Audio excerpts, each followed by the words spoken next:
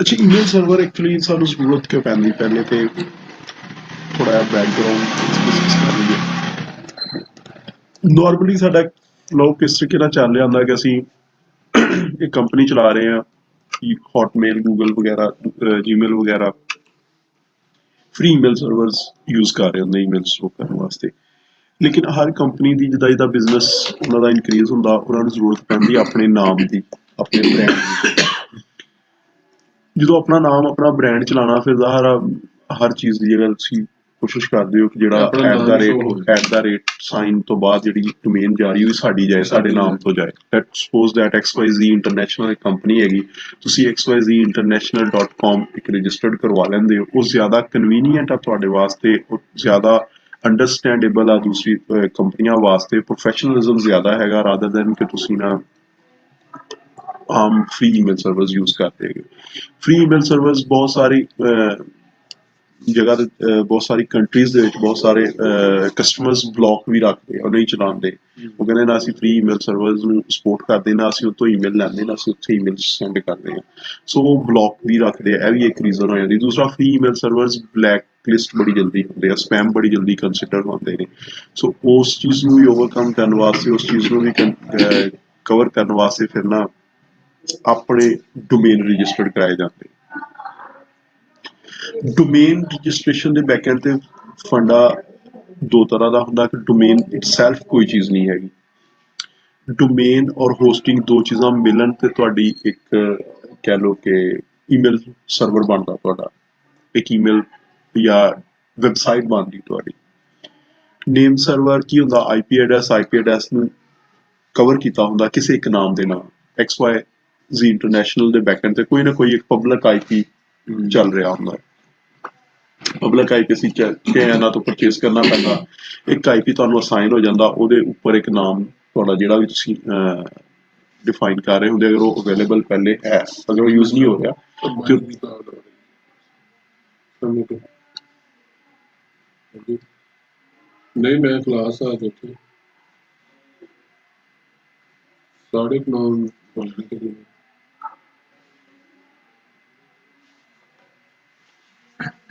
अच्छा कॉल आ रही सी उन्होंने मैं तो मेरे लाहौर कॉल कर रहे इत्थे ही फिर मैं पहुंच जूंगा टाइम में चलो सही मैं आके फिर मिल 9:30 हो ही जाने नहीं वो भी उधर गए नहीं कहते चलदा वा क्रैक चलो ठीक मुश्किल है क्रैक करना बहुत क्रैक हो गया सी लास्ट अच्छा सर इन्हां को IP परचेज करना पैंदा ਉਹਦੇ ਉੱਪਰ ਤੁਸੀਂ ਆਪਣਾ ਇੱਕ ਨਾਮ ਰੱਖ ਕੇ ਉਹ ਬੈਕਐਂਡ ਤੇ IP ਚਲਾ ਕੇ ਇਹ ਹੋ ਗਿਆ ਤੁਹਾਡਾ ਨੇਮ ਸਰਵਰ ਔਰ ਉਹਨੂੰ ਕਿਸੇ ਨਾ ਕਿਸੇ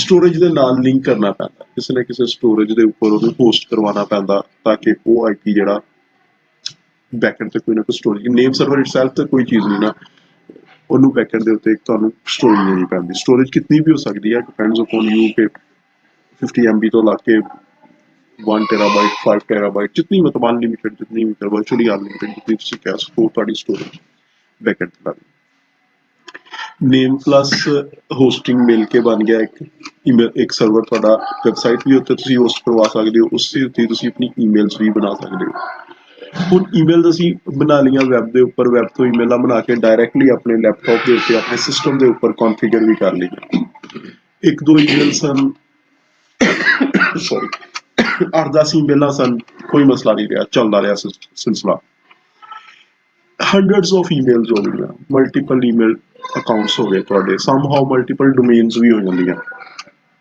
लेकिन चलो असीं सिंगल डोमेन ते गल करदे मल्टीपल ईमेल एड्रैसेस हो गए तुहाडे कोल dozens of hundreds of email addresses हो गए हुण एक यूजर नूं ईमेल तुसीं दित्ती कि यार ए तूं एक ईमेल आ ए होस्टिंग हैगी साडी तेरा ईमेल एड्रैस बन गया test@xyzinternational.com likewise एक दूसरे ने देता test1@xyzinternational.com तीसरे ने भी दे देता test2345 अच्छा काफ़ी सारे ईमेल अकाउंट्स बन गए और हर यूजर दे सिंगल यूजर ते तुसीं जाके कॉन्फ़िगर कीता ਇੱਕ ਯੂਜ਼ਰ ਨੂੰ ਇੱਕ ਈਮੇਲ ਆਈ, ਮਤਲਬ ਅਸੀਂ ਇੰਟਰਨਲੀ ਲੋਕਲ ਵਿਦਿਨ ਮੈਨੂੰ ਇੱਕ ਛੋਟੀ ਜ਼ਰੂਰਤ ਪਈ, ਮਤਲਬ ਤੁਸੀਂ ਮੇਰੇ ਸੀਨੀਅਰ ਹੈਗੇ ਹੋ, ਮੈਂ ਤੁਹਾਡੇ ਕੋਲ ਛੁੱਟੀ ਲੈਣੀ, ਮੈਂ ਤੁਹਾਨੂੰ ਈਮੇਲ ਟਾਈਪ ਕੀਤੀ, ਈਮੇਲ ਟਾਈਪ ਕਰਕੇ ਥਰੂ ਕਰ ਦਿੱਤੀ।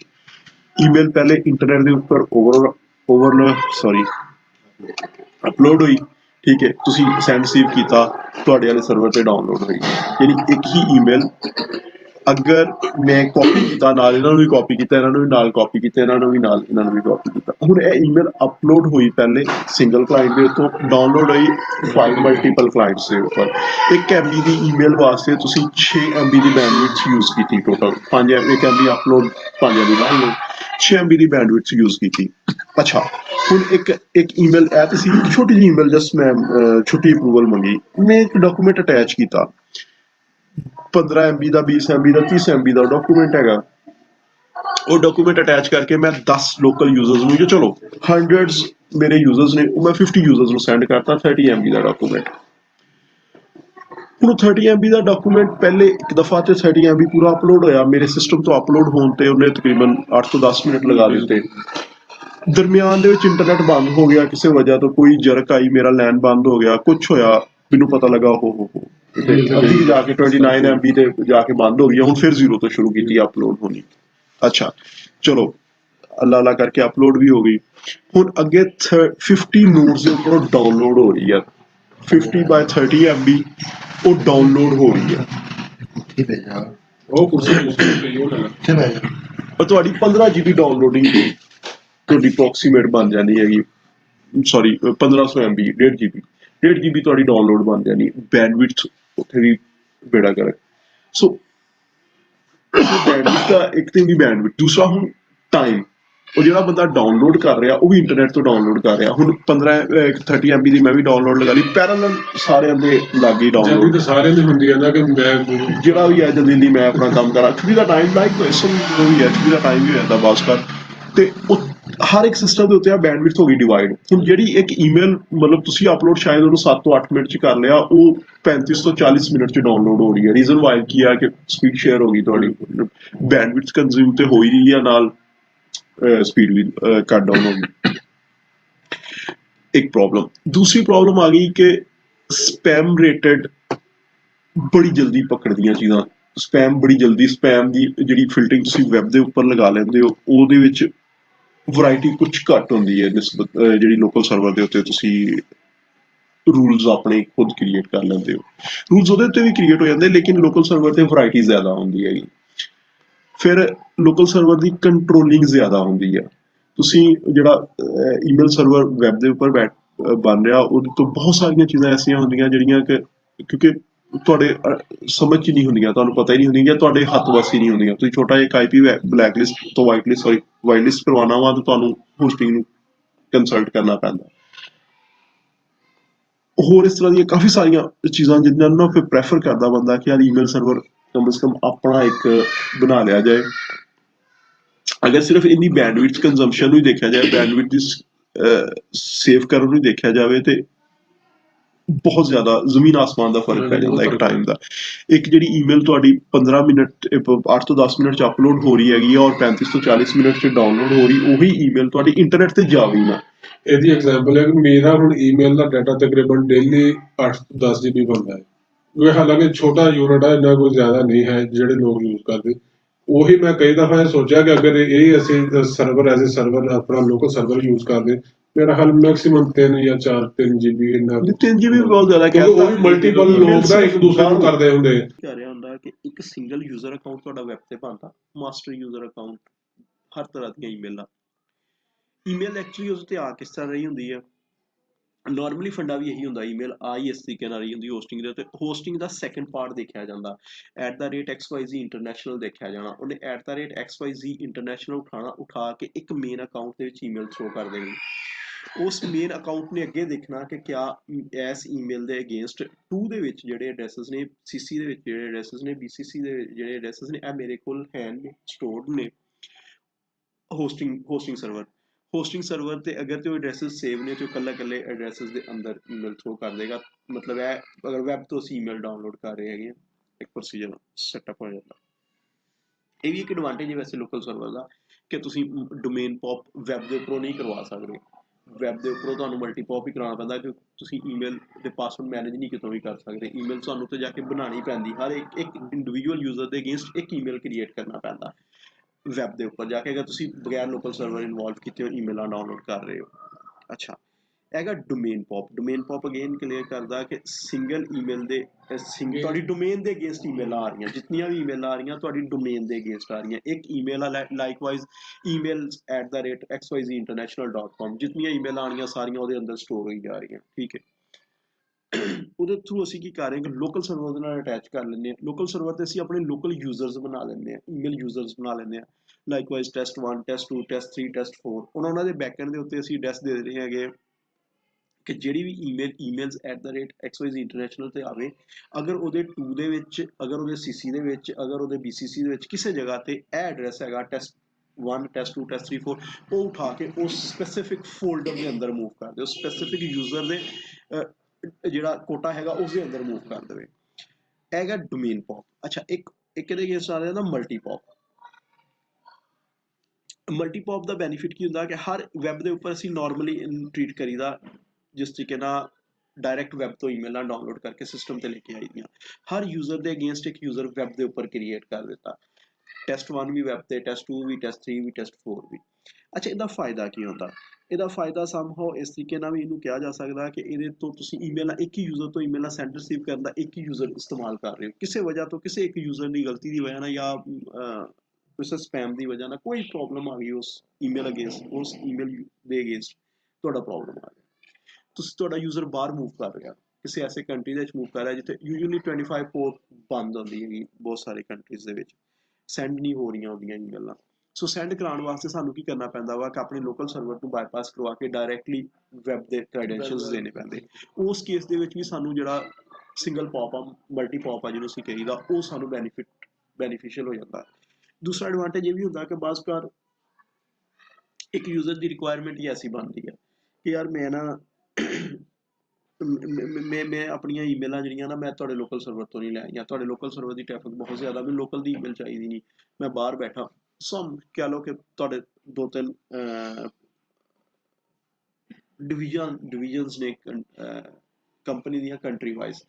ਇੱਕ ਯੂਕੇ ਦਾ ਕੰਟਰੀ ਹੈਗਾ, ਇੱਕ ਯੂਕੇ ਦੇ ਵਿੱਚ ਡਿਵੀਜ਼ਨ ਹੈਗੀ ਹੈ, ਇੱਕ USA ਦੇ ਵਿੱਚ, ਇੱਕ ਪਾਕਿਸਤਾਨ ਦੇ ਵਿੱਚ। ਹੁਣ ਤੁਹਾਡੀ ਰਿਕੁਆਇਰਮੈਂਟ ਬਣ ਜਾਂਦੀ ਯਾਰ ਇਹ ਜਿਹੜਾ ਯੂਕੇ ਦਾ ਇਹ ਵਾਲਾ ਯੂਜ਼ਰ ਇਹ ਮੇਰੇ ਲੋਕਲ ਬਾਕੀ ਯੂਜ਼ਰਸ ਨੇ ਈਮੇਲ ਜਿਹੜੀ ਵੀ ਜਾਵੇ ਇਹ ਇਹਨੂੰ ਕਮ ਸੇ ਕਮ ਲੋਕਲੀ ਨਾ ਟਰੀਟ ਹੋਵੇ, ਇਹਨੂੰ ਬਸ ਇੰਟਰਨੈਸ਼ਨਲ ਈਮੇਲ ਡਿਲੀਵਰ ਹੋਵੇ, ਇਹ ਉਹਨੂੰ ਸੈਂਡ ਕਰੇ, ਉਹਨੂੰ ਰਿਸੀਵ ਕਰੇ, ਹੋਰ ਇਹ ਲੋਕਲੀ ਯੂਜ਼ਰ ਨਾਲ ਇੰਟਰੈਕਟ ਨਾ ਕਰੇ। ਉਸ ਕੇਸ ਦੇ ਵਿੱਚ ਕੀ ਹੋਏਗਾ, ਅਸੀਂ ਉਹਨੂੰ ਇੰਟਰਨੈਸ਼ਨਲੀ ਡਾਇਰੈਕਟ ਵੈਬ ਤੋਂ ਐਕਸੈਸ ਦੇ ਦਾਂਗੇ। ਡਾਇਰੈਕਟ ਵੈਬ ਤੋਂ ਐਕਸੈਸ ਦੇਣ ਦਾ ਫਾਇਦਾ ਕੀ ਹੋਏਗਾ ਕਿ ਉਹ ਜਿਹੜੀ ਵੀ ਈਮੇਲ ਉਠਾ ਕੇ ਲੋਕਲ ਯੂਜ਼ਰ ਨੂੰ ਸੈਂਡ ਕਰੇਗਾ ਉਹਨੂੰ ਤਾਂ ਮਿਲ ਜਾਏਗੀ, ਕਿਉਂਕਿ ਉਹਦਾ SMTP ਸਰਵਰ ਵੈਬ ਦਾ ਹੋਏਗਾ। ਜਿਹੜਾ ਲੋਕਲ ਯੂਜ਼ਰ ਉਹਨੂੰ ਈਮੇਲ ਸੈਂਡ ਕਰੇਗਾ, ਉਹ ਲੋਕਲ ਸਰਵਰ ਦੇ ਅੰਦਰ ਹੀ ਰਾਊਟ ਹੋ ਕੇ ਉੱਥੇ ਰੁਕ ਜਾਏਗੀ, ਉਹ ਉਸ ਨੂੰ ਡਿਲੀਵਰ ਨਹੀਂ ਹੋਏਗੀ। ਸੋ ਇਹ ਵੀ ਇੱਕ ਐਡਵਾਂਟੇਜ। ਦੂਸਰਾ ਐਡਵਾਂਟੇਜ ਕੀ ਬਣ ਰਿਹਾ ਹੁੰਦਾ, ਜੋ ਅਸੀਂ ਮਲਟੀ ਪੌਪ ਕਰ ਰਹੇ ਹੁੰਦੇ ਆ ਈਮੇਲ ਨਾਲ, ਇਨ ਕੇਸ ਆਫ ਦੈਟ ਸਾਡਾ ਲੋਕਲ ਸਰਵਰ ਦੇ ਉੱਪਰ ਈਮੇਲ ਸਰਵਰ ਇੰਟਰਨੈਟ ਬੰਦ ਹੋ ਗਿਆ ਲੋਕਲ ਸਰਵਰ ਦੇ ਉੱਪਰ, ਕਿਸੇ ਵਜ੍ਹਾ ਤੋਂ ਬੰਦ ਹੋ ਜਾਂਦਾ, ਲਾਈਟ ਚਲੇਗੀ, ਸਰਵਰ ਡਾਊਨ ਹੋ ਗਿਆ। ਹੁਣ ਕੀ ਹੋਇਆ, ਸਾਡੀਆਂ ਈਮੇਲਾਂ ਬੈਕਐਂਡ ਦੇ ਉੱਤੇ ਵੈਬ ਦੇ ਉੱਪਰ ਹੀ ਸਟੋਰਡ ਨੇ ਔਰ ਫੋਲਡਰ ਵਾਈਜ਼ ਸਟੋਰਡ ਨੇ। ਮਤਲਬ ਅਲੀ ਦੀਆਂ ਈਮੇਲਾਂ ਅਲੀ ਦੇ ਵਿੱਚ ਆ, test1 ਦੀਆਂ test1 ਦੇ ਵਿੱਚ ਆ, test2 ਦੀਆਂ, ਮਤਲਬ ਖਿਚੜੀ ਨਹੀਂ ਪੱਕੀ ਹੋਈ। ਸਾਨੂੰ ਅਗਰ ਸਮਹਾਓ ਜ਼ਰੂਰਤ ਪੈ ਗਈ ਦਰਮਿਆਨ ਫॉर द ਟਾਈਮਿੰਗ, ਬੜੀ ਜਲਦੀ ਐਮਰਜੈਂਸੀ ਹੈ ਯਾਰ, ਆ test1 ਦੀ ਇੱਕ ਈਮੇਲ ਫਲਾਣੇ ਕਸਟਮਰ ਨੇ ਮਰਚੈਂਡਾਈਜ਼ਰ 1 ਨੂੰ ਇੱਕ ਈਮੇਲ ਸੈਂਡ ਕੀਤੀ ਆ, ਫੌਰੀ ਤੌਰ ਤੇ ਉਹ ਚਾਹੀਦੀ ਹੈ। ਹੁਣ ਬਜਾਏ ਇਹਦੇ ਕਿ ਮੈਂ ਈਮੇਲਸ ਵਾਲਾ ਇੱਕ ਸਿੰਗਲ ਫੋਲਡਰ ਓਪਨ ਕਰਾਂ, ਉਹਦੇ ਵਿੱਚੋਂ ਸਰਚ ਆਊਟ ਕਰਾਂ, ਮੈਨੂੰ ਪਤਾ ਯਾਰ ਮੈਂ ਮਰਚੈਂਡਾਈਜ਼ਰ 1 ਦਾ ਇੱਕ ਈਮੇਲ ਅਕਾਊਂਟ ਬਣਿਆ, ਮੈਂ ਇਹਦੇ ਅਕਾਊਂਟ ਦੇ ਅੰਦਰ ਜਾਵਾਂ, ਸਪੈਸੀਫਿਕਲੀ 500 ਈਮੇਲ ਦੀ ਬਜਾਏ ਮੈਨੂੰ 50 ਈਮੇਲਾਂ ਤੋਂ ਸਰਚ ਕਰਨਾ ਪਵੇ, ਮੈਨੇਜਮੈਂਟ ਬਿਹਤਰ ਹੋ ਜਾਂਦੀ ਹੈ। ਸੋ ਅਸੀਂ ਯੂਜੂਅਲੀ ਪ੍ਰੈਫਰ ਕਰੀਦਾ ਮਲਟੀ ਪੌਪ ਨੂੰ, ਡੋਮੇਨ ਪੌਪ ਨਾਲ ਜ਼ਿਆਦਾ ਨਹੀਂ ਹੁੰਦਾ। ਅੱਛਾ, ਈਮੇਲ ਸਰਵਰਸ ਇਹ ਤਾਂ ਹੈਗੀਆਂ ਹੋਸਟਿੰਗ ਤੇ ਈਮੇਲਸ ਦੇ ਅਕਾਊਂਟ। ਲੋਕਲ ਈਮੇਲ ਸਰਵਰ ਵੀ ਦੋ ਤਰ੍ਹਾਂ ਦੇ ਹੁੰਦੇ। ਇੱਕ ਲੋਕਲ ਈਮੇਲ ਸਰਵਰ ਨੂੰ ਅਸੀਂ ਡਾਇਰੈਕਟ SMTP ਸਰਵਰ ਕਹਿੰਦੇ ਹਾਂ। ਅਸੀਂ ਉਸੇ ਸਰਵਰ ਦੇ ਉੱਤੇ ਅਸੀਂ ਈਮੇਲ ਰਿਸੀਵ ਕਰ ਰਹੇ ਹੁੰਦੇ ਹਾਂ ਡਾਇਰੈਕਟਲੀ, ਮਤਲਬ ਕੋਈ ਦਰਮਿਆਨ 'ਚ ਹੋਸਟਿੰਗ ਇਨਵੋਲਵ ਨਹੀਂ ਹੁੰਦੀ, ਅਸੀਂ ਆਪਣੇ ਸਰਵਰ ਨੂੰ ਹੀ ਈਮੇਲ ਹੋਸਟਿੰਗ ਬਣਾ ਲਈਦਾ ਵਾ। ਇਹਦੇ ਵਿੱਚ ਇਹ ਰਿਕਾਰਡਸ ਹੁੰਦੇ ਨੇ ਈਮੇਲ ਸਰਵਰ ਦੀ ਡਿਲੀਵਰੀ ਦੇ ਰਿਕਾਰਡਸ, ਅਸੀਂ ਈਮੇਲ ਸਰਵਰ ਦੀ ਡਿਲੀਵਰੀ ਦੇ ਔਰ ਰਿਸੀਵਿੰਗ ਦੇ ਰਿਕਾਰਡਸ ਚੇਂਜ ਕਰਕੇ ਡਾਇਰੈਕਟ ਆਪਣੇ ਸਰਵਰਸ, ਆਪਣੇ ਲੋਕਲ ਸਰਵਰ ਦੇ ਪਾਸ ਦੇ ਦਿੰਦੇ ਆ। ਕਮਾਲ ਵਾਲੇ ਨੇ ਇਸ ਤਰ੍ਹਾਂ ਕੀਤਾ ਹੋਇਆ ਵਾ, ਗੁਰਵੇ ਵੀ ਇਸੇ ਤਰੀਕੇ ਨਾਲ ਸੀਗਾ। ਅੱਛਾ, ਉਹਦੇ ਵਿੱਚ ਕੀ ਹੁੰਦਾ ਵਾ, ਉਹਦੇ ਵਿੱਚ ਇੱਕ ਜਿਹੜਾ ਹੌਪ ਕਾਊਂਟ ਆ ਤੁਹਾਡਾ ਉਹ ਘਟ ਜਾਂਦਾ, ਕਿ ਪਹਿਲੇ ਵੈਬ ਦੇ ਉੱਪਰ ਈਮੇਲ ਆ ਰਹੀ ਆ, ਫਿਰ ਤੁਹਾਡੇ ਲੋਕਲ ਸਿਸਟਮ ਤੇ ਆ ਰਹੀ ਆ, ਜਾਂ ਪਹਿਲੇ ਇੱਥੋਂ ਈਮੇਲ ਤੁਹਾਡੀ ਵੈਬ ਦੇ ਉੱਪਰ ਜਾ ਰਹੀ ਹੈ, ਉੱਥੋਂ ਅੱਗੇ ਡਿਲੀਵਰ ਹੋ ਰਹੀ, ਇਹ ਹੌਪ ਕਾਊਂਟ ਘੱਟ ਜਾਂਦਾ। ਲੇਕਿਨ ਇਹਦਾ ਬਹੁਤ ਬੜਾ ਡਿਸਐਡਵਾਂਟੇਜ ਵੀ ਹੁੰਦਾ। ਸਮਹਾਉ ਤੁਹਾਡੇ ਕੋਲ ਸਿਕਿਉਰਿਟੀ ਲੇਅਰ ਸਿੰਗਲ ਬਚਦੀ, ਪਹਿਲੀ ਡਿਸਐਡਵਾਂਟੇਜ। ਸਿਕਿਉਰਿਟੀ ਲੇਅਰ ਸਿੰਗਲ ਕਿਸ ਤਰ੍ਹਾਂ ਬਚਦੀ ਕਿ ਈਮੇਲ abc.com ਨੇ ਸੈਂਡ ਕੀਤੀ xyz.com ਨੂੰ, ਉਹ ਡਾਇਰੈਕਟ ਆ ਰਹੀ ਹੈ xyz ਇਸ ਸਿਸਟਮ ਦੇ ਉੱਪਰ ਲੱਗਾ, ਇਹਦੇ ਬੈਕਐਂਡ ਦੇ ਉੱਤੇ ਜਿਹੜਾ IP ਹੈ ਨਾ, ਉਹਨੂੰ ਹੀ ਮੈਂ xyz.com ਬਣਾ ਦਿੱਤਾ। ਹੁਣ ਉੱਥੋਂ ਈਮੇਲ ਆਈ ਡਾਇਰੈਕਟ ਇਸ ਸਿਸਟਮ ਦੇ ਉੱਪਰ, ਇਹ IP ਬਲੈਕਲਿਸਟ ਹੋ ਗਿਆ। ਠੀਕ ਹੈ, ਨੋ ਸਿਕਿਉਰਿਟੀ ਲੇਅਰ। ਅੱਛਾ, ਇਸ ਸਿਸਟਮ ਦੇ ਉੱਪਰ ਇਹ ਚਾਰਜਿੰਗ ਨਾਲ ਇਸ ਸਿਸਟਮ ਦੇ ਉੱਪਰ ਇੰਟਰਨੈਟ ਬੰਦ ਹੋ ਗਿਆ, ਬੰਦ ਆ। ਇਸ ਸਿਸਟਮ ਦੇ ਉੱਪਰ ਨੈਟਵਰਕ ਡਾਊਨ ਹੋ ਗਿਆ, ਬੰਦ ਆ। ਈਮੇਲ ਬਾਉਂਸ ਹੋ ਰਹੀ ਯੂਜ਼ਰ ਦੀ। ਡਾਇਰੈਕਟ ਈਮੇਲ ਸਰਵਰ ਬਣਾਉਣ ਦਾ ਨੁਕਸਾਨ ਹੈ। ਅੱਛਾ, ਇਹਦੇ ਅਗੇਂਸਟ ਜਦੋਂ ਤੁਸੀਂ ਦੂਸਰੀ ਕੇਸ ਡਿਸਕਸ ਕਰਦੇ ਹੈਗੇ ਹੋ ਵੈਬ ਦੇ ਉੱਪਰ, ਪਹਿਲੀ ਅਸੀਂ ਕੀਤਾ ਸੀਗਾ ਕਿ ਸਿਕਿਉਰਿਟੀ ਲੇਅਰ ਇੱਕ ਘਟ ਜਾਂਦੀ ਹੈ। ਦੇਖੋ, ਪਹਿਲੇ ਤੁਹਾਡੀ ਵੈਬ ਦੇ ਉੱਪਰ ਈਮੇਲ ਆਈ, ਉੱਥੋਂ ਡਾਊਨਲੋਡ ਹੋ ਕੇ ਤੁਹਾਡੀ ਹੁਣ ਵੈਬ ਦਾ IP ਬਲੈਕਲਿਸਟ ਹੋ ਗਿਆ। ਵੈਬ ਦੇ ਉੱਪਰ ਡਬਲ ਪਾਥ ਹੁੰਦੇ ਨੇ, ਡਬਲ ਉਹਨਾਂ ਦੇ ਦੋ ਤੁਹਾਨੂੰ DNS ਦਿੱਤੇ ਹੁੰਦੇ ਯੂਜੂਅਲੀ, ਇੱਕ ਨਾਲ ਥਰੂ ਦੂਸਰੇ ਦੇ ਥਰੂ ਤੁਹਾਨੂੰ ਈਮੇਲ ਆਈ ਜਾਂਦੀ ਹੈ, ਰਿਡੰਡੈਂਸੀ ਬਣਾਈ ਹੁੰਦੀ।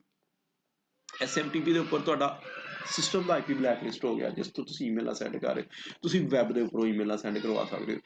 ਵੈਬ ਦੇ IP ਬਲੈਕਲਿਸਟ ਹੋ ਗਏ, ਤੁਸੀਂ ਆਪਣੇ ਸਿਸਟਮ ਤੋਂ ਈਮੇਲਾਂ ਸੈਂਡ ਕਰਵਾ ਸਕਦੇ ਹੋ।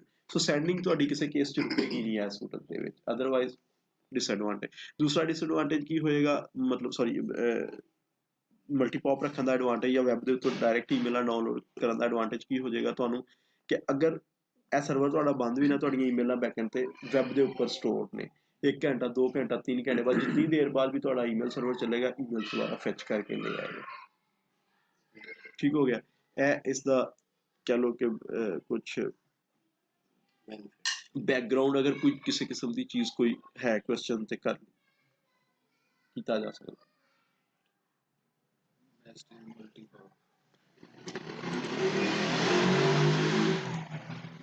IMAP ਤੇ ਪੌਪਥਰੀ 'ਚ ਕੀ ਫਰਕ ਹੈ?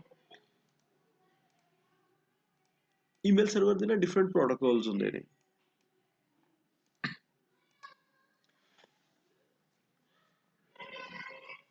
ਈਮੇਲ ਸੈਂਡ ਕਰਨ ਦੇ, ਈਮੇਲ ਰਿਸੀਵ ਕਰਨ ਦੇ ਪ੍ਰੋਟੋਕੋਲ ਦੋ ਵੇ ਆਊਟ ਨੇ ਨਾ, ਦੋ ਤਰ੍ਹਾਂ ਦੀ ਕਮਿਊਨੀਕੇਸ਼ਨ ਹੈ, ਇੱਕ ਇਨਕਮਿੰਗ, ਇੱਕ ਆਊਟਗੋਇੰਗ। ਕੁਛ ਪ੍ਰੋਟੋਕੋਲਸ ਦੀ ਡਿਵੀਜ਼ਨ ਹੁੰਦੀ, ਕੁਛ ਪ੍ਰੋਟੋਕੋਲਸ ਇਨਕਮਿੰਗ ਵਾਸਤੇ ਯੂਜ਼ ਹੁੰਦੇ, ਕੁਛ ਆਊਟਗੋਇੰਗ ਵਾਸਤੇ ਯੂਜ਼ ਹੁੰਦੇ। ਇਨਕਮਿੰਗ ਵਾਸਤੇ ਜਿਹੜੇ ਨਾਰਮਲ ਪ੍ਰੋਟੋਕੋਲਸ ਯੂਜ਼ ਹੋ ਰਹੇ ਹੁੰਦੇ, ਉਹ POP3 IMAP ਹੁੰਦੇ ਆ। POP3 ਦਾ post office protocol, post office protocol ਦਾ ਨਾਰਮਲ ਇਸ ਟਾਈਮ ਵਰਜ਼ਨ 3 ਚੱਲ ਰਿਹਾ ਹੈਗਾ। ਪੋਸਟ ਆਫਿਸ ਪ੍ਰੋਟੋਕੋਲ ਕਰਦਾ ਕੀ ਹੈਗਾ ਕਿ ਤੁਹਾਡੀ ਈਮੇਲ ਇੱਕ ਲੋਕੇਸ਼ਨ ਤੋਂ ਡਾਇਰੈਕਟ ਡਾਊਨਲੋਡ ਕਰਕੇ ਤੁਹਾਡੇ ਸਿਸਟਮ ਤੇ ਸੁੱਟ ਦਿੰਦਾ। ਮਤਲਬ ਜਿਸ ਤਰੀਕੇ ਨਾਲ ਤੁਸੀਂ ਇੱਕ ਸੌਫਟਵੇਅਰ ਡਾਊਨਲੋਡ ਕੀਤਾ ਵੈਬ ਦੇ ਉੱਪਰੋਂ, ਉੱਥੋਂ ਸਰਵਰ ਡਾਊਨਲੋਡ ਹੋ ਕੇ, ਮਤਲਬ ਚਲੋ ਇਹ ਦੋ ਸਿਸਟਮ ਦੀ ਕਮਿਊਨੀਕੇਸ਼ਨ ਆ। ਤੁਸੀਂ ਇੱਥੋਂ ਇੱਕ ਸੌਫਟਵੇਅਰ ਚੁੱਕਿਆ, ਆਪਣੇ ਇੰਸਟਾਲ ਕਰਨਾ ਆਪਣੇ ਕੰਪਿਊਟਰ ਦੇ ਉੱਪਰ, ਤੁਸੀਂ ਕਹਿ ਰਹੇ ਯਾਰ ਮੈਂ ਇਹਨੂੰ ਇੱਥੇ ਮੈਂ ਸੌਫਟਵੇਅਰ ਇੰਸਟਾਲ ਕਰਨਾ ਸ਼ੁਰੂ ਕੀਤਾ, ਮੈਂ ਡਬਲ ਕਲਿੱਕ ਕੀਤਾ, ਇੰਸਟਾਲ ਸੌਫਟਵੇਅਰ, ਇਸੇ ਸਿਸਟਮ ਤੋਂ ਰਹਿ ਕੇ ਵੀ ਇੰਸਟਾਲ ਹੋ ਸਕਦਾ। ਠੀਕ ਹੈ, ਇਹਨੂੰ ਆਪਣੇ ਸਿਸਟਮ ਤੇ ਐਕਸੈਸ ਕਰ ਲਿਆ ਤੇ ਡਬਲ ਕਲਿੱਕ ਕਰਤਾ, ਸੌਫਟਵੇਅਰ ਇੰਸਟਾਲ ਹੋਣਾ ਸ਼ੁਰੂ ਹੋ ਗਿਆ। ਦਰਮਿਆਨ ਚੋਂ ਨੈਟਵਰਕ ਗਲਿਚ ਆ ਗਈ, ਸਾਰਾ ਜ਼ੀਰੋ ਤੋਂ ਸ਼ੁਰੂ ਹੋ ਗਿਆ।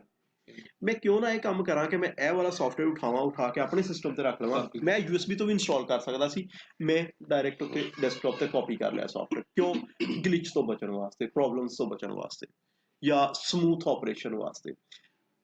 POP3 ਕੀ ਕਰਦਾ ਕਿ ਤੁਹਾਡੇ ਸਰਵਰ ਦੇ ਉੱਤੋਂ ਸਾਰੀ ਦੀ ਸਾਰੀ ਈਮੇਲ ਉਠਾਉਂਦਾ, ਈਮੇਲ ਉਠਾ ਕੇ ਤੁਹਾਡੀ ਸਟੋਰੇਜ ਦੇ ਉੱਪਰ ਕਾਪੀ ਕਰ ਦਿੰਦਾ, ਉੱਥੇ ਡਾਊਨਲੋਡ ਕਰ ਦਿੰਦਾ, 1 to all, each and everything, ਹਰ ਚੀਜ਼, ਪੂਰਾ ਮਟੀਰੀਅਲ। ਅਟੈਚਮੈਂਟ ਆ ਅਗਰ 30 MB ਦੀ ਆ, 20 MB ਦੀ ਆ, 5 MB, ਸਾਰੀ ਅਟੈਚਮੈਂਟ ਸਮੇਤ ਪੂਰਾ ਮਟੀਰੀਅਲ ਤੁਹਾਡੇ ਸਿਸਟਮ ਦੇ ਉੱਪਰ ਕਾਪੀ ਕਰ ਦਿੰਦਾ। ਇੰਟਰਨੈਟ ਨਹੀਂ ਵੀ ਚੱਲ ਰਿਹਾ, ਤੁਸੀਂ ਈਮੇਲ ਬਰਾਊਜ਼ ਕਰ ਸਕਦੇ ਹੋ। ਕਿਸੇ ਕਿਸਮ ਦਾ ਨੈਟਵਰਕ ਤੁਹਾਡਾ ਬੰਦ ਹੋ ਗਿਆ, ਈਮੇਲ ਡਾਊਨਲੋਡ ਹੀ ਨਾਲ ਹੀ ਨੈਟ ਬੰਦ ਹੋ ਗਿਆ, ਨੋ ਪ੍ਰੋਬਲਮ, ਤੁਸੀਂ ਈਮੇਲ ਬਰਾਊਜ਼ ਕਰ ਸਕਦੇ ਹੋ, ਈਮੇਲ ਦੇਖ ਸਕਦੇ ਹੋ। IMAP internet messaging access protocol, IMAP internet messaging access protocol ਕੀ ਕਰ ਰਿਹਾ ਹੁੰਦਾ, ਉਹੀ ਕੰਮ ਕਰ ਰਿਹਾ ਹੁੰਦਾ ਕਿ ਸੌਫਟਵੇਅਰ ਸਿਸਟਮ ਤੇ ਪਿਆ ਵਾ, ਤੁਸੀਂ ਡਬਲ ਕਲਿੱਕ ਕਰਕੇ ਇੰਸਟਾਲ ਕਰਦੇ ਹੋ। ਈਮੇਲ ਤੁਹਾਡੀ ਸਰਵਰ ਤੇ ਪਈ ਹੋਈ ਹੈ, ਤੁਸੀਂ ਆਪਣੀ ਡਿਵਾਈਸ ਦੇ ਉੱਪਰ ਡਾਊਨਲੋਡ ਨਹੀਂ ਕਰ ਰਹੇ, ਤੁਸੀਂ ਵਿਊ ਕਰ ਰਹੇ ਹੈਗੇ ਉਹਨੂੰ ਉਸ ਸਰਵਰ ਦੇ ਉੱਤੇ। ਡੇਟਾ ਸਾਰਾ ਉਸ ਜਗ੍ਹਾ ਤੇ ਪਿਆ, ਤੁਸੀਂ ਤੁਹਾਡਾ ਲੈਪਟਾਪ ਹੈ, ਤੁਹਾਡਾ ਮੋਬਾਈਲ ਹੈ, ਕੋਈ ਵੀ ਐਪਲੀਕੇਸ਼ਨ ਹੈ, ਉਹ ਤੁਸੀਂ ਉਹਨੂੰ ਸਿਰਫ ਐਜ਼ ਅ ਰੀਡਰ ਮੋਡ ਦੇ ਵਿੱਚ ਯੂਜ਼ ਕਰ ਰਹੇ ਹੋ, ਰੀਡ ਓਨਲੀ ਮੋਡ ਦੇ ਵਿੱਚ ਯੂਜ਼ ਕਰ ਰਹੇ ਹੋ, ਉਹਨੂੰ ਤੁਹਾਡੇ ਸਟੋਰੇਜ ਤੇ ਬੋਝ ਨਹੀਂ ਬਣ ਰਹੀ ਕਿਸੇ ਕਿਸਮ, ਅੰਟਿਲ ਦੈਟ ਕਿ ਤੁਸੀਂ ਉਹਦੀ ਸਪੈਸੀਫਿਕਲੀ ਡਾਊਨਲੋਡ ਨਾ ਕਰੋ ਉਹਨੂੰ। IMAP ਕੇਸ ਦੇ ਵਿੱਚ ਡਾਊਨਲੋਡ ਦੇ ਆਪਸ਼ਨਸ ਆਉਂਦੇ ਨੇ, ਇੱਕ ਅਟੈਚਮੈਂਟ ਦੇਖਣੀ ਹੈ, ਤੁਸੀਂ ਡਾਊਨਲੋਡ ਕਰਕੇ ਦੇਖਣਾ ਚਾਹ ਰਹੇ ਹੋ, ਡਾਊਨਲੋਡ ਕਰਕੇ ਦੇਖ ਲਓ, ਉਸ ਕੇਸ ਦੇ ਵਿੱਚ ਤੁਹਾਡੇ ਸਟੋਰੇਜ ਤੇ ਆ ਜਾਏਗੀ, ਅਦਰਵਾਈਜ਼ ਉਹ ਤੁਹਾਡੀ ਸਟੋਰੇਜ ਤੇ ਨਹੀਂ ਆਏਗੀ। IMAP direct point to point server communication, point to point ਤੁਹਾਡਾ ਲਿੰਕ ਬਣਾਏਗਾ ਸਰਵਰ ਦੇ ਨਾਲ। POP3 ਦੇ ਵਿੱਚ ਕੀ ਹੋਏਗਾ, ਈਮੇਲ ਲਿੰਕ ਬਣਿਆ, ਈਮੇਲ ਡਾਊਨ ਹੋ ਗਈ, ਫਰਕ ਆ। IMAP ਦੇ ਵਿੱਚ ਕੀ ਹੋਏਗਾ, ਸਰਵਰ ਕਨੈਕਸ਼ਨ ਸਟੈਬਲਿਸ਼ਡ ਰਹੇਗਾ ਅੰਟਿਲ ਦੈਟ ਕਿ ਤੁਸੀਂ ਉਹਨੂੰ ਡਿਸਕਨੈਕਟ ਨਾ ਕਰੋ। ਠੀਕ ਹੋ ਗਿਆ, ਹੈਗਾ ਇਨਕਮਿੰਗ ਦਾ। ਆਊਟਗੋਇੰਗ ਦੇ ਪ੍ਰੋਟੋਕੋਲਸ ਨਾਰਮਲੀ ਯੂਜ਼ ਹੋ ਰਹੇ ਹੁੰਦੇ ਆ SMTP, ਸਿੰਪਲ ਮੇਲ ਟ੍ਰਾਂਸਫਰ ਪ੍ਰੋਟੋਕੋਲ ਕਹਿੰਦੇ ਆ ਇਹਨੂੰ, 25 ਪੋਰਟਸ ਤੇ ਯੂਜ਼। ਅੱਛਾ, POP3 110 ਪੋਰਟ ਤੇ ਚੱਲ ਰਿਹਾ ਹੁੰਦਾ, ਔਰ IMAP 143 ਪੋਰਟ ਤੇ ਚੱਲ ਰਿਹਾ ਹੁੰਦਾ, SMTP 25 ਪੋਰਟ ਤੇ ਚੱਲ ਰਿਹਾ ਹੁੰਦਾ। ਬਾਕੀ ਮਜ਼ੀਦ ਚੀਜ਼ਾਂ ਜਿਸ ਤਰ੍ਹਾਂ ਅੱਗੇ ਅਸੀਂ ਚੱਲ ਕੇ ਦੇਖਦੇ ਹਾਂ, ਇੰਟਰੋਡਕਸ਼ਨ ਹੈਗਾ। ਦੋ ਤਰ੍ਹਾਂ ਦੀ ਮੋਡਸ ਹੁੰਦੇ, HTTP ਔਰ HTTPS। ਇਹ ਸਾਨੂੰ ਵੈਸੇ ਪਤਾ ਹੈਗਾ ਕਿ HTTP HTTPS ਦਾ ਡਿਫਰੈਂਸ ਕੀ ਹੈ, ਸਿਕਿਉਰ ਸੌਕੇਟ ਆ, ਉਹ ਨਾਨ ਸਿਕਿਉਰ ਸੌਕੇਟ ਹੈਗਾ। ਦੋਨਾਂ ਦੇ ਉੱਤੇ ਤੁਸੀਂ ਆਪਣੀ ਈਮੇਲ ਰਿਸੀਵ ਕਰਵਾ ਸਕਦੇ ਹੋ। ਕੁਛ ਲੋਕੇਸ਼ਨਸ ਦੇ ਉੱਪਰ ਤੁਹਾਡੀ ਜ਼ਰੂਰੀ ਹੁੰਦਾ ਕਿ ਤੁਸੀਂ ਆਪਣੀ SMTPs ਔਨ ਕਰੋ, HTTPS ਔਨ ਕਰੋ ਸੌਰੀ, ਅਦਰਵਾਈਜ਼ ਨਾਰਮਲੀ HTTPS ਤੇ ਈਮੇਲ ਤੁਹਾਡੀ ਜਾ ਹੁੰਦੀ ਹੈਗੀ ਨਾਨ ਸਿਕਿਉਰ ਸੌਕੇਟ ਦੇ ਉੱਤੇ। ਗੂਗਲ ਵਗੈਰਾ ਜਿਤਨੀਆਂ ਵੀ ਸਰਵਰ ਸਾਰੇ HTTPS ਦੇ ਨਾਲ ਚੱਲ ਰਹੇ ਹੁੰਦੇ।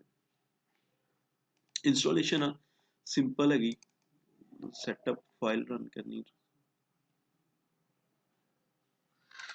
ਅੱਛਾ, ਹੁਣ ਇੱਕ ਹੋਰ ਚੀਜ਼ ਪ੍ਰੀਕਾਸ਼ਨਸ ਹੀ ਨੇ, ਇਹ ਜਸਟ ਜਿਤਨੀਆਂ ਗੱਲਾਂ ਕੀਤੀਆਂ ਨਾ ਵੈਸੇ ਪਾਰਟ ਆਫ ਨਹੀਂ ਸੀ, ਹੈ ਜਸਟ ਐਕਸਪੀਰੀਅੰਸ ਸ਼ੇਅਰਿੰਗ ਸੀਗੀ। ਇੱਕ ਹੋਰ ਐਕਸਪੀਰੀਅੰਸ ਸ਼ੇਅਰਿੰਗ ਕਿ ਇੱਕ ਦੋ ਦੋਸਤਾਂ ਨੇ ਨਾ ਕਿਸ ਤਰੀਕੇ ਨਾਲ ਕੀਤਾ, ਸਿੰਗਲ IP ਦੇ ਉੱਪਰ ਤੁਸੀਂ ਆਪਣਾ ਈਮੇਲ ਸਰਵਰ ਬਣਾ ਲੈਂਦੇ ਹੋ।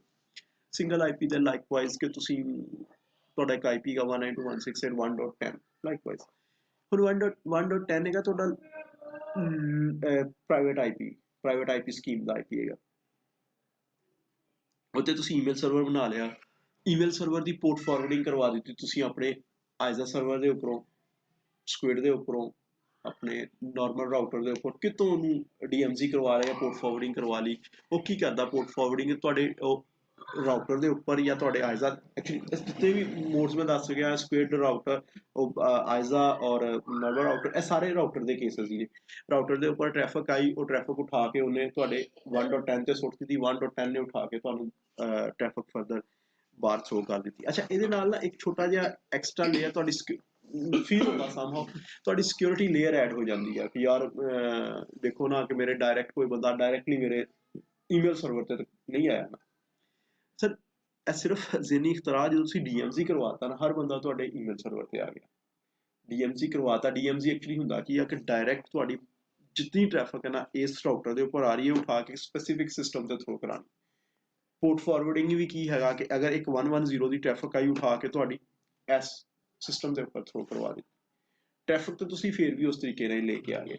ਮੈਨੇਜਮੈਂਟ 'ਚ ਨੁਕਸਾਨ ਕੀ ਹੋਇਆ, ਮੈਨੇਜਮੈਂਟ 'ਚ ਨੁਕਸਾਨ ਇਹ ਹੋ ਗਿਆ ਕਿ ਖੁਦਾ ਨਾ ਖਾਸਤਾ ਤੁਸੀਂ ਕੰਪਰੋਮਾਈਜ਼ ਹੋ ਜਾਂਦੇ ਹੋ। ਦੇਖੋ, ਕੰਪਰੋਮਾਈਜ਼ ਈਮੇਲ ਸਰਵਰ ਤੇ ਹੋਣਾ ਥੋੜਾ ਜਿਹਾ ਘੱਟ ਹੁੰਦਾ ਵਾ, ਇੰਟਰਨੈਟ ਸਰਵਰ ਤੇ ਹੋਣਾ ਬਹੁਤ ਜ਼ਿਆਦਾ ਚਾਂਸਸ ਹੁੰਦੇ ਨੇ।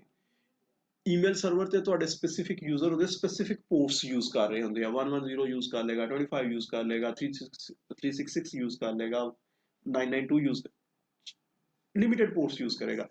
ਇੰਟਰਨੈਟ ਤੇ ਜਿਹੜਾ ਤੁਹਾਡਾ ਯੂਜ਼ਰ ਬੈਠਾ, ਉਹਨੂੰ ਤਾਂ ਤੁਸੀਂ ਕਿਤੇ ਵੀ ਨਹੀਂ ਰੋਕ ਸਕਦੇ ਹੋ, ਤੁਹਾਨੂੰ ਮਤਲਬ 1x ਤੋਂ ਲੱਗ ਕੇ ਤੇ ਕਿੰਨੇ x ਤੱਕ ਹਰ ਚੀਜ਼ ਦੇਖ ਸਕਦਾ। ਸੋ ਉੱਥੇ ਉਹ ਜਿਹੜਾ IP ਐਡਰੈਸ ਕੰਪਰੋਮਾਈਜ਼ ਹੋਣ ਦੇ ਚਾਂਸਸ ਬਹੁਤ ਜ਼ਿਆਦਾ ਹੋਣੇ। ਤੁਸੀਂ ਪਹਿਲੇ ਟ੍ਰੈਫਿਕ ਉਸ ਕੰਪਰੋਮਾਈਜ਼ਡ IP ਤੇ ਲੈ ਕੇ ਆ ਰਹੇ ਹੋ, ਉੱਥੋਂ ਥਰੋ ਕਰਕੇ ਆਪਣੇ ਈਮੇਲ ਸਰਵਰ ਤੇ ਲੈ ਕੇ ਈਮੇਲ ਸਰਵਰ ਤੋਂ ਟ੍ਰੈਫਿਕ ਉਠਾ ਕੇ ਉਸ ਕੰਪਰੋਮਾਈਜ਼ਡ IP ਤੇ ਥਰੋ ਕਰਾ ਕੇ ਬਾਹਰ ਦੀ ਦੁਨੀਆ ਨੂੰ ਸੈਂਡ ਕਰ ਰਹੇ ਹੋ, ਸੋ ਦੈਟ ਕਿ ਜਦੋਂ ਤੁਹਾਡਾ IP ਐਡਰੈਸ ਕਿਹੜਾ ਜਾ ਰਿਹਾ, ਆਈਜ਼ਾ ਸਰਵਰ ਦਾ, ਉਸ ਗੇਟਵੇ ਦਾ। ਹੁਣ ਗੇਟਵੇ ਦਾ IP ਐਡਰੈਸ ਤੇ ਆਲਰੇਡੀ ਕੰਪਰੋਮਾਈਜ਼ਡ ਹੈਗਾ, ਉਹ ਤੇ ਚਾਂਸਸ ਤੁਹਾਡੇ ਸਪੈਮ ਦੇ ਜ਼ਿਆਦਾ ਹੋ ਜਾਣੇ ਆ, ਰਾਦਰ ਦੈਨ ਕਿ ਤੁਹਾਡਾ ਇੱਕ ਡਾਇਰੈਕਟ IP, ਇੱਕ ਸੈਪਰੇਟ IP ਲੱਗਾ ਹੋਵੇ, ਭਾਵੇਂ ਉਸੇ ਨੈਟਵਰਕ ਦੇ ਪੂਲ ਦਾ ਹੋਵੇ, ਲੇਕਿਨ ਇੱਕ ਸੈਪਰੇਟ IP ਲੱਗਾ ਹੋਵੇ ਤੁਹਾਡੇ ਈਮੇਲ ਸਰਵਰ ਨੂੰ, ਜਿਹੜਾ ਕਮਿਊਨੀਕੇਟ ਹੀ ਡਾਇਰੈਕਟਲੀ ਹੋ ਰਿਹਾ। ਔਰ ਈਮੇਲ ਸਰਵਰ ਦੇ IPs ਡੇਲੀ ਚੇਂਜ ਨਹੀਂ ਕੀਤੇ ਜਾ ਸਕਦੇ। ਇੱਕ ਵਾਰੀ ਇੱਕ IP ਮੈਚੋਰ ਹੋਣ 'ਚ ਟਾਈਮ ਲੱਗਦਾ, ਇੱਕ ਵਾਰੀ ਜਦੋਂ ਇੱਕ IP ਮੈਚੋਰ ਹੋ ਜਾਂਦਾ ਫਿਰ ਉਹ ਚੇਂਜ ਨਹੀਂ ਕੀਤਾ ਜਾ ਸਕਦਾ। ਜਸਟ ਲਾਈਕਵਾਈਜ਼ ਤੁਹਾਡੀ ਡੋਮੇਨ ਇੱਕ ਬਣ ਗਈ, ਡੋਮੇਨ ਤੁਹਾਡੀ ਆਈਡੈਂਟਿਟੀ ਬਣ ਚੁੱਕੀ ਹੈ, ਡੇਲੀ ਡੋਮੇਨ ਚੇਂਜ ਨਹੀਂ ਹੋ ਸਕਦੀ।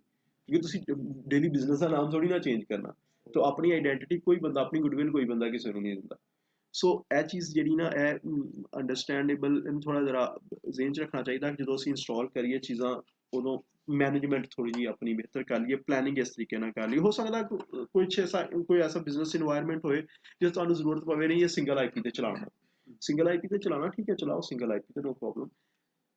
ਲੇਕਿਨ ਫਿਰ ਚੀਜ਼ਾਂ ਤੁਸੀਂ ਗੇਟਵੇ ਆਪਣਾ ਜ਼ਿਆਦਾ ਸਿਕਿਉਰ ਕਰਨਾ, ਗੇਟਵੇ ਦੇ ਉੱਤੇ ਜ਼ਿਆਦਾ ਪੋਲਿਸੀਜ਼ ਟਾਈਟ ਕਰਨੀਆਂ ਕਿ ਯਾਰ ਮੇਰੀ ਗੇਟਵੇ ਦੇ ਉੱਤੇ ਲੋਕ ਘੱਟ ਤੋਂ ਘੱਟ ਚਲਾਉਣ। ਗੇਟਵੇ ਤੇ ਐਕਚੁਅਲੀ ਤੁਸੀਂ ਰੋਕ ਨਹੀਂ ਸਕਦੇ ਨਾ, ਕਿਹਨੂੰ ਬੰਦੇ ਨੂੰ ਕਿਸ ਕਿਸ ਟਾਈਮ ਤੇ ਤੁਸੀਂ ਜਾ ਕੇ ਰੋਕੋਗੇ, ਕਿਹਨੂੰ ਕਿਸ ਕਿਸ ਟਾਈਮ ਤੇ ਮੋਨੀਟਰ ਕਰੋਗੇ। ਸੋ ਬਿਹਤਰ ਹੁੰਦਾ ਕਿ ਆਪਣੀ ਟ੍ਰੈਫਿਕ ਹੀ ਤੁਸੀਂ ਸੈਪਰੇਟ ਰੱਖੋ ਯਾਰ, ਈਮੇਲ ਸਰਵਰ ਦੀ ਟ੍ਰੈਫਿਕ ਸੈਪਰੇਟ ਹੀ ਰਵੇ।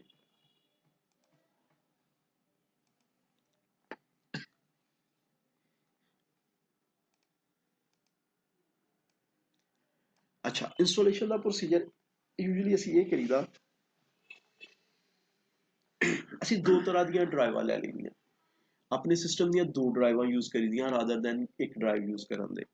ਇੱਕ ਡਰਾਈਵ ਤੇ ਅਸੀਂ ਨਾਰਮਲ ਇੰਸਟਾਲੇਸ਼ਨ ਰੱਖ ਲਈਦੀ ਹੈ MDMN ਦੀ, ਔਰ ਫਿਜ਼ੀਕਲੀ ਦੋ ਡਰਾਈਵ, ਜੀ ਫਿਜ਼ੀਕਲੀ ਦੋ ਡਰਾਈਵ, ਫਿਜ਼ੀਕਲੀ not ਦੋ a partition, ਇਹ ਪਾਰਟੀਸ਼ਨਸ ਦੀ ਗੱਲ ਕਰਾਂ, ਤੁਸੀਂ ਡਰਾਈਵ ਦਾ ਨਾਮ ਤੇ ਮੈਂ ਵੀ ਸ਼ਾਇਦ ਪਾਰਟੀਸ਼ਨ, ਫਿਜ਼ੀਕਲੀ ਦੋ ਕਰ ਫਿਜ਼ੀਕਲ ਦੋ ਪਾਰਟੀਸ਼ਨਾਂ ਵੀ ਤੁਸੀਂ ਲੈ ਲਓ ਤਾਂ ਬਹੁਤ ਅੱਛਾ, ਅਗਰ ਤੁਹਾਡੇ ਕੋਲ ਸੈਨ ਆ, ਤੁਸੀਂ ਸਟੋਰੇਜ ਤੋਂ ਆਪਣੀ ਯੂਜ਼ਰ ਸਟੋਰੇਜ ਤੇ ਚਲਾ ਲਓ, ਯੂਜ਼ਰਸ ਦਾ ਡੇਟਾ ਈਮੇਲਸ ਜਿਹੜੀਆਂ ਸਟੋਰ ਕਰਵਾ ਲਓ ਸਟੋਰੇਜ ਦੇ ਉੱਪਰ, ਇਟ ਡਿਪੈਂਡਸ ਅਪੋਨ ਯੂ। ਦੇਖੋ ਮੈਨੇ ਡਰਾਈਵ ਦਾ ਮਤਲਬ ਹੈ ਕਿ ਅਸੀਂ ਫਿਲਹਾਲ ਸਿਸਟਮ ਦੇ ਅੰਦਰ ਹੀ ਦੋ ਡਰਾਈਵਾਂ ਕਹਿ ਰਹੇ ਹਾਂ, ਅਦਰਵਾਈਜ਼ ਤੁਸੀਂ ਦੋ ਡਰਾਈਵਾਂ ਡਿਫਰੈਂਟ ਪਾਥ ਤੇ ਕਰ ਦਿਓ, ਉਹ ਜ਼ਿਆਦਾ ਬਿਹਤਰ ਹੋ ਸਕਦਾ।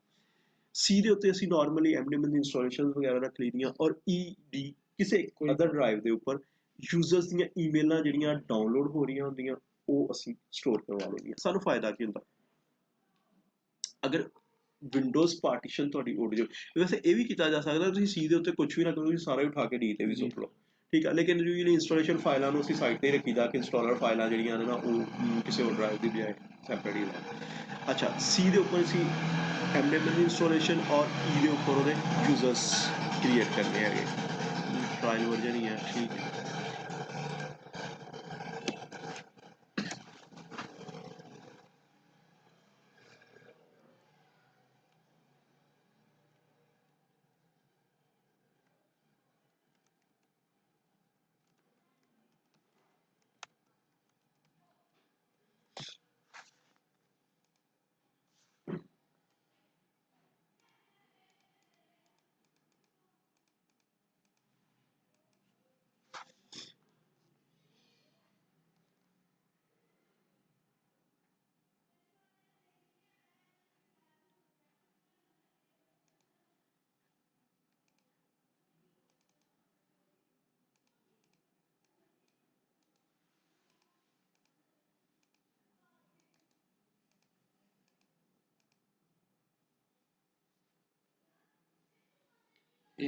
ਇੱਕ ਡਾਇਮੰਡ ਸਰਵਰ ਦੇ ਵਿੱਚ ਅਸੀਂ ਮਲਟੀਪਲ ਡੋਮੇਨ ਐਡ ਕਰ ਸਕਦੇ ਹਾਂ। ਮਲਟੀਪਲ ਡੋਮੇਨਸ ਐਡ ਕਰ ਸਕਦੇ, ਮਲਟੀਪਲ ਡੋਮੇਨਸ ਐਡ ਕਰਨ ਵਾਸਤੇ ਤੁਹਾਨੂੰ ਮਲਟੀਪਲ IPs ਵੀ ਅਸਾਈਨ ਕਰਨੇ ਚਾਹੀਦੇ ਉਹਦੇ ਉੱਤੇ। ਦੇਖੋ ਨਾ, ਇੱਕ ਡੋਮੇਨ ਤੁਹਾਡੀ ਹੋ ਗਈ abc.com, ਇੱਕ ਡੋਮੇਨ ਹੋ ਗਈ ਤੁਹਾਡੀ xyz.com।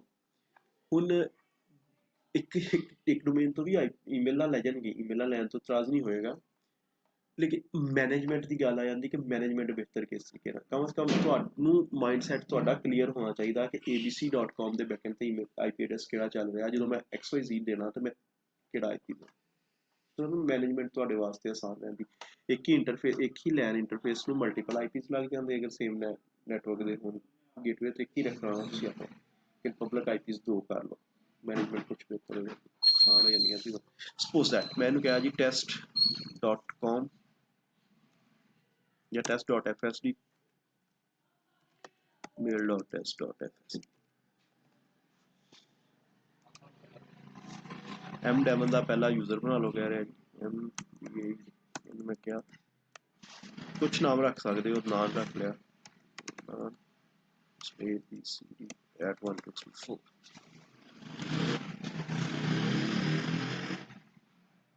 ਇਹ ਮਾਸਟਰ ਅਕਾਊਂਟ ਬੰਦਾ ਹੈਗਾ, ਮਾਸਟਰ ਅਕਾਊਂਟ ਦਾ ਫਾਇਦਾ ਕੀ ਮੈਂ ਇੰਸ਼ਾਅੱਲਾ ਕੱਲ ਦੱਸਦਾ ਤੁਹਾਨੂੰ।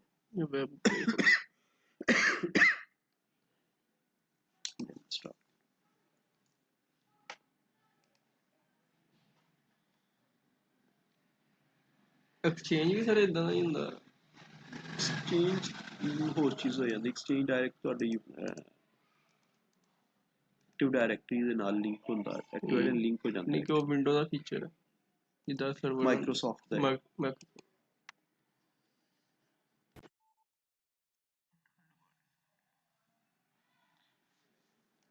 ਨਹੀਂ ਸਰ, ਇਹ ਬੇਸਿਕਲੀ ਇੰਟਰਫੇਸ ਹੋ ਗਿਆ MDM ਦਾ।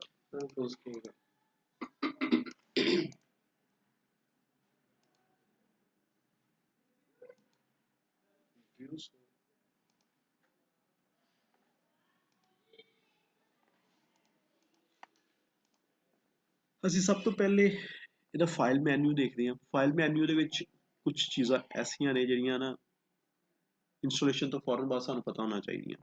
ਲਾਈਕਵਾਈਜ਼ ਇਹ ਚੈੱਕ ਬਾਕਸਿਸ ਨੇ। ਚੈੱਕ ਬਾਕਸਿਸ ਕੀ ਕਹਿ ਰਿਹਾ, ਇਨੇਬਲ ਕਰਨਾ ਵਾ ਤੁਸੀਂ ਮਲਟੀਪੌਪ ਸਰਵਰ ਨੂੰ, ਡੋਮੇਨ ਪੌਪ ਨੂੰ, ਐਕਟਿਵ ਸਿੰਕ ਨੂੰ, ਮਿੰਗਰ ਨੂੰ, POP3 ਨੂੰ, SMTP ਨੂੰ, IMAP ਨੂੰ।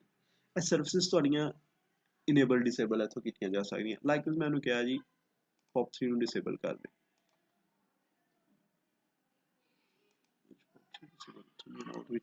POP3 ਡਿਸੇਬਲ ਹੋ ਗਿਆ, ਸੌਰੀ ਥੋੜਾ ਲੇਟ। POP3 ਹੁਣ ਜਿਹੜਾ ਵੀ ਬੰਦਾ ਸੈਂਡ ਰਿਸੀਵ ਕਰੇਗਾ ਨਾ, ਜ਼ਰੂਰਤ ਕਿਉਂ ਪੈ ਗਈ, ਜ਼ਰੂਰਤ ਕ੍ਰੀਏਟ ਕਰ ਲਓ। ਕਿਸੇ ਵੇਲੇ ਤੁਹਾਨੂੰ ਤੁਸੀਂ ਸਰਵਰ ਤੇ ਮੇਨਟੇਨੈਂਸ ਕਰਨੀ, ਤੁਹਾਡਾ ਯੂਜ਼ਰ ਆਈ ਜਾ ਰਿਹਾ ਈਮੇਲ ਨਾਲ ਸੈਂਡ ਰਿਸੀਵ, ਧੜਾਧੜ ਸੈਸ਼ਨ ਲੱਗੀ ਜਾ ਰਿਹਾ, ਤੁਸੀਂ ਮੇਨਟੇਨੈਂਸ ਕਿਸੇ ਕਿਸਮ ਦੀ ਟੈਂਪਰੇਰੀਲੀ ਮੇਨਟੇਨੈਂਸ ਕਰਨਾ ਚਾਹ ਰਹੇ ਹੋ ਆਪਣੇ ਸਿਸਟਮ ਦੇ ਉੱਪਰ ਮਲਟੀਪਲ ਬਜਾਏ ਨੈਟਵਰਕ ਪਾਉਣ। ਯਾਦ ਰੱਖਣਾ, ਜਦੋਂ ਈਮੇਲ ਸਰਵਰ ਤੁਹਾਡਾ ਕਨਫਿਗਰ ਹੋ ਗਿਆ, ਨੈਟਵਰਕ ਕਾਰਡ ਦੇ ਨਾਲ ਕਦੀ ਨਹੀਂ ਖੇਡਣਾ, ਠੀਕ ਹੈ? ਨੈਟਵਰਕ ਕਾਰਡ ਦੇ ਨਾਲ ਕਦੀ ਨਹੀਂ ਖੇਡਣਾ। ਇਹ ਚੀਜ਼ ਖੇਡਣਾ ਨਹੀਂ, ਉਹਨੂੰ ਖੋਲਣਾ ਨਹੀਂ ਹੈ ਭਾਈ, ਇਹਨੂੰ ਕਹਿੰਦੇ ਹੁੰਦੇ ਖੇਲਣਾ। ਆ ਮੇਰਾ ਲੈਨ ਕਾਰਡ ਹੋ ਗਿਆ, ਆ ਮੈਂ ਵੀ ਸ਼ੌਕ ਨਾਲ ਦੇਖਣ ਚਲਾ ਗਿਆ, ਮੈਂ IP ਐਡਰੈਸ ਜਿੱਥੇ ਤੱਕ ਤਾਂ ਠੀਕ ਆ। ਜਦੋਂ ਤੁਸੀਂ ਇੱਥੇ ਆ ਜਾਣਾ ਨਾ, ਇਹ ਤੁਸੀਂ ਗੜਬੜ ਕਰ ਦਿਓ। ਚੇਂਜਿੰਗ ਨਹੀਂ ਹੋਣੀ ਚਾਹੀਦੀ। ਨਹੀਂ ਸਰ, ਚੇਂਜਸ ਨਹੀਂ, ਤੁਸੀਂ ਚੇਂਜਸ ਬਾਕਸ ਨੂੰ ਖੋਲਣਾ ਹੋਏਗਾ। ਜੇ ਤੁਸੀਂ ਚੇਂਜਸ ਬਾਕਸ ਨੂੰ ਖੋਲਦੇ ਹੋ, ਕੀ ਹੁੰਦਾ ਇਹਦੇ ਅੰਦਰ ਹਰ ਈਮੇਲ ਜਿਹੜੀ ਹੈ ਨਾ MDM ਯੂਜ਼ਰਸ ਨੂੰ ਕੰਟਰੋਲ ਕਰ ਰਿਹਾ ਹੁੰਦਾ, ਇੱਕ ਫਾਈਲ ਬਣ ਰਹੀ ਹੁੰਦੀ, ਯੂਜ਼ਰ ਦਾ ਰਿਕਾਰਡ ਕਿਸ ਜਗ੍ਹਾ ਤੇ ਰੱਖ ਰਿਹਾ ਹੁੰਦਾ।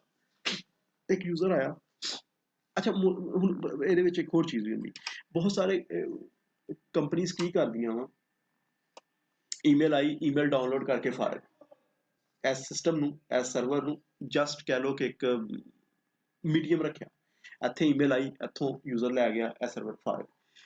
ਬਹੁਤ ਸਾਰੀਆਂ ਕੰਪਨੀਆਂ likewise we are maintaining records of years. ਤੁਸੀਂ 10-10, 12-12 ਸਾਲ ਦਾ ਰਿਕਾਰਡ ਮੇਰੇ ਕੋਲ ਪਿਆ ਹੈਗਾ ਈਮੇਲਸ ਦਾ।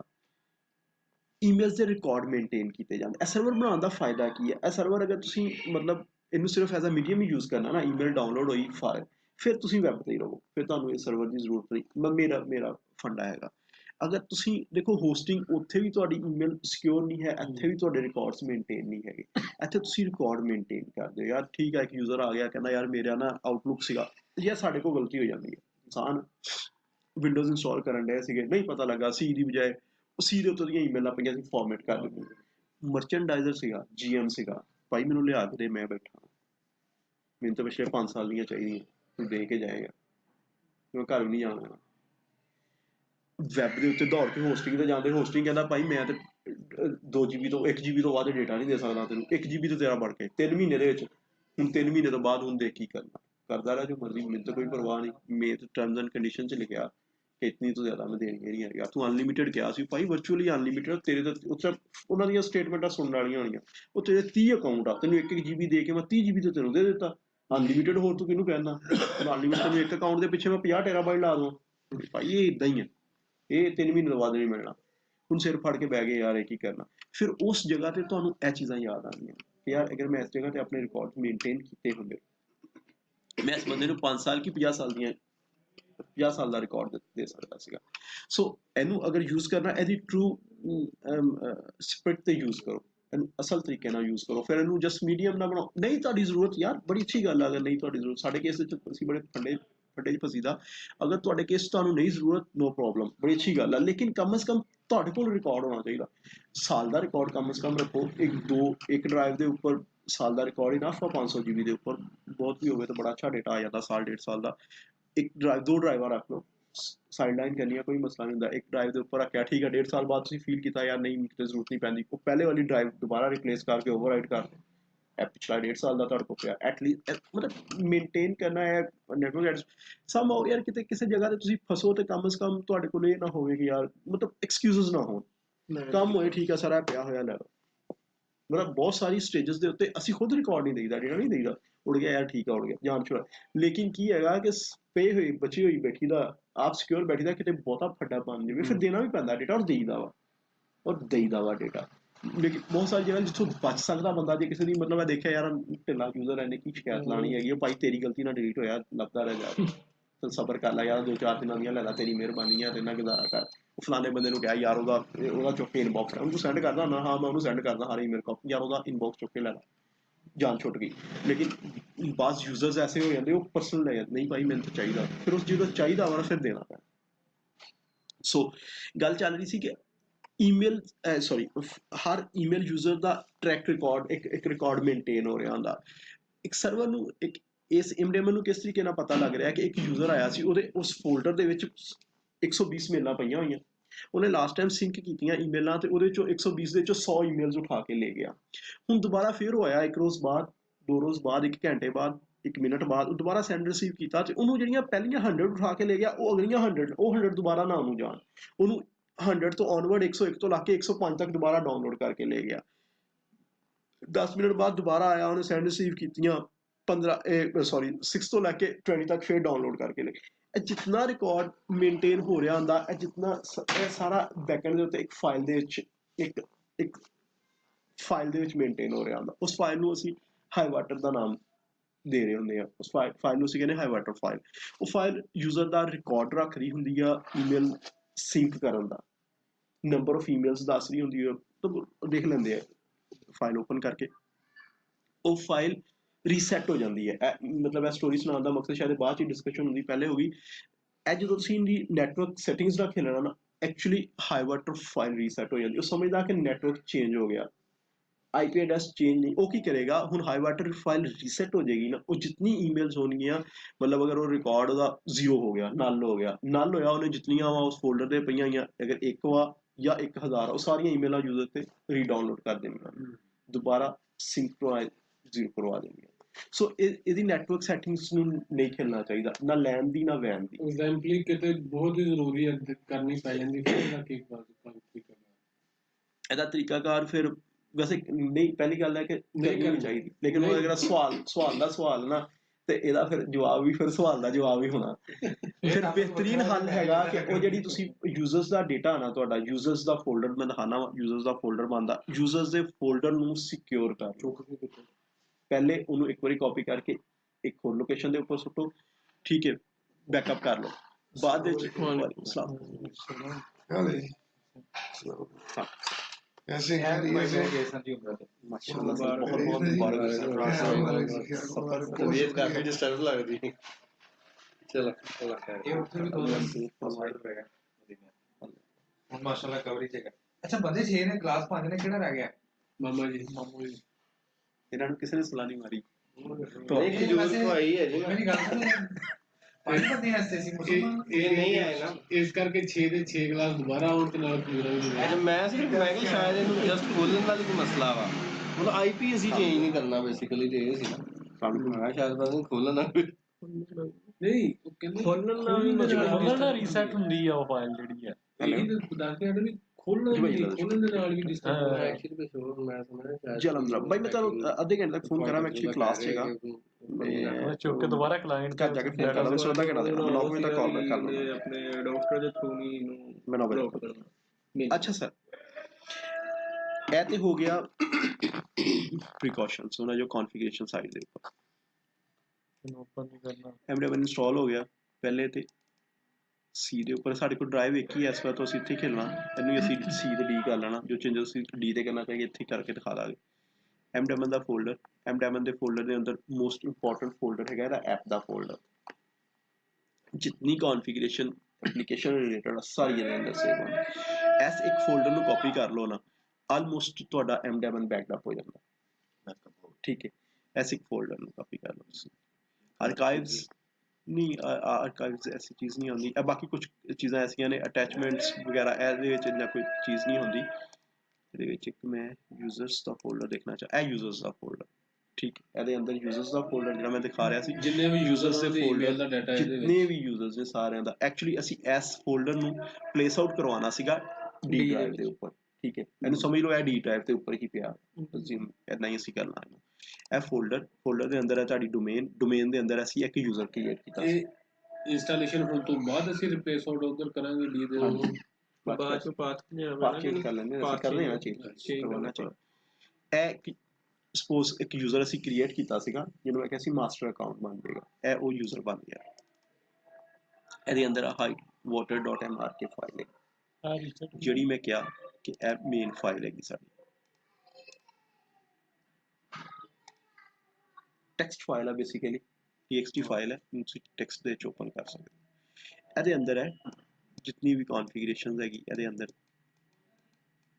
ਬਣ ਰਹੀ ਹੈ। ਫਰਦਰ ਇਹਨੂੰ ਅਸੀਂ ਬਾਅਦ ਫਿਰ ਆ ਕੇ ਬਰਾਊਜ਼ ਕਰਦੇ ਹਾਂ। ਮੈਸੇਜ ਕਾਊਂਟ ਤਾਂ ਸੌਰੀ ਦੱਸ ਰਿਹਾ, ਇਸ ਟਾਈਮ 2 ਮੈਸੇजेस ਇਹਦੇ ਅੰਦਰ ਪਏ ਹੋਏ ਨੇ, ਇਹ 2 ਮੈਸੇਜ ਪਏ ਮੈਸੇਜ।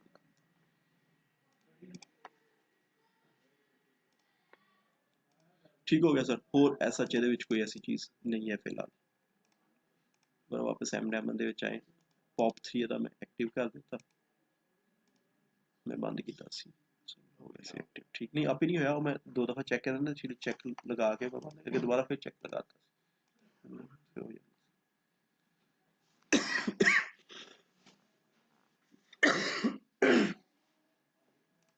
खजूरा खुआने का है, सारियां नहीं नहीं, मैं कल बैठूंगा। ਲਿਫਟ ਤੇ ਇਹਦਾ ਸਭ ਤੋਂ ਪਹਿਲਾਂ ਪੈਨਲ ਸਟੈਟਿਸਟਿਕਸ ਦਾ ਆਉਂਦਾ ਹੁੰਦਾ, ਇਹਦੇ ਵਿੱਚ ਦੱਸ ਰਿਹਾ ਹੁੰਦਾ ਕਿ ਹੁਣ ਤੱਕ ਤੁਹਾਡੇ SMTP ਸੈਸ਼ਨਸ ਕਿਤਨੇ ਬਣ ਚੁੱਕੇ ਨੇ, ਠੀਕ ਹੈ, SMTP in, SMTP out। SMTP in ਕੀ ਹੈਗਾ, ਇੰਟਰਨਲ ਈਮੇਲਸ, ਮਿਲਣਾ ਜਿਹੜੀਆਂ ਆਈਆਂ ਇੱਕ ਲੋਕਲ ਯੂਜ਼ਰ ਦੂਸਰੇ ਲੋਕਲ ਯੂਜ਼ਰ ਨੂੰ ਸੈਂਡ ਕਰ ਰਿਹਾ, SMTP in, SMTP out internal user external send ਕਰ ਰਿਹਾ, ਡੋਮੇਨ ਤੋਂ ਬਾਹਰ ਸੈਂਡ ਕਰ ਰਿਹਾ, ਠੀਕ ਹੈ। डोमेन पॉप मल्टी पॉप जितने भी ने, पॉप 3 सेशंस कितने लागे, IMAP कितने लागे, ठीक है, रॉ मैसेजेस ने, स्पैम सारी स्टैटिस्टिक्स ਇਹਦੇ ਅੰਦਰ ਹੈ, स्टैटिस्टिक्स ਹੈਗੀ। ਅਕਾਊਂਟਸ ਦੇ ਅੰਦਰ ਦੱਸ ਜਾਂਦਾ ਕਿੰਨੇ ਨੰਬਰ ਆਫ ਯੂਜ਼ਰਸ ਤੁਹਾਡੇ ਇਸ ਟਾਈਮ ਐਗਜ਼ਿਸਟ ਕਰ ਰਹੇ ਨੇ। ਇੱਕ ਯੂਜ਼ਰ सिरप पे हाँ नहीं सॉरी मैं सिर्फ अपना ही नहीं पी लो, नहीं बड़ी मेहरबानी कोई शुक्रिया, गल नहीं, 2 किलो मछली बाद चो सही, कोई टेंशन नहीं। मछली खा लांगे। अच्छा, टोटल अकाउंट इस टाइम यूज हो रहा है एक, और ਇਨਫਿਨਿਟੀ ਹੈ ਲਾਇਸੈਂਸ ਰਿਲੇਟਡ ਹੈਗਾ, ਤੁਹਾਨੂੰ ਤੁਹਾਡੇ ਨੰਬਰ ਆਫ ਯੂਜ਼ਰਸ ਦੱਸ ਦਿੰਦਾ। ਕਿਊਜ਼ ਨੇ, ਅੱਛਾ ਕਿਊਜ਼ ਕੀ ਸ਼ੈ ਨੇ,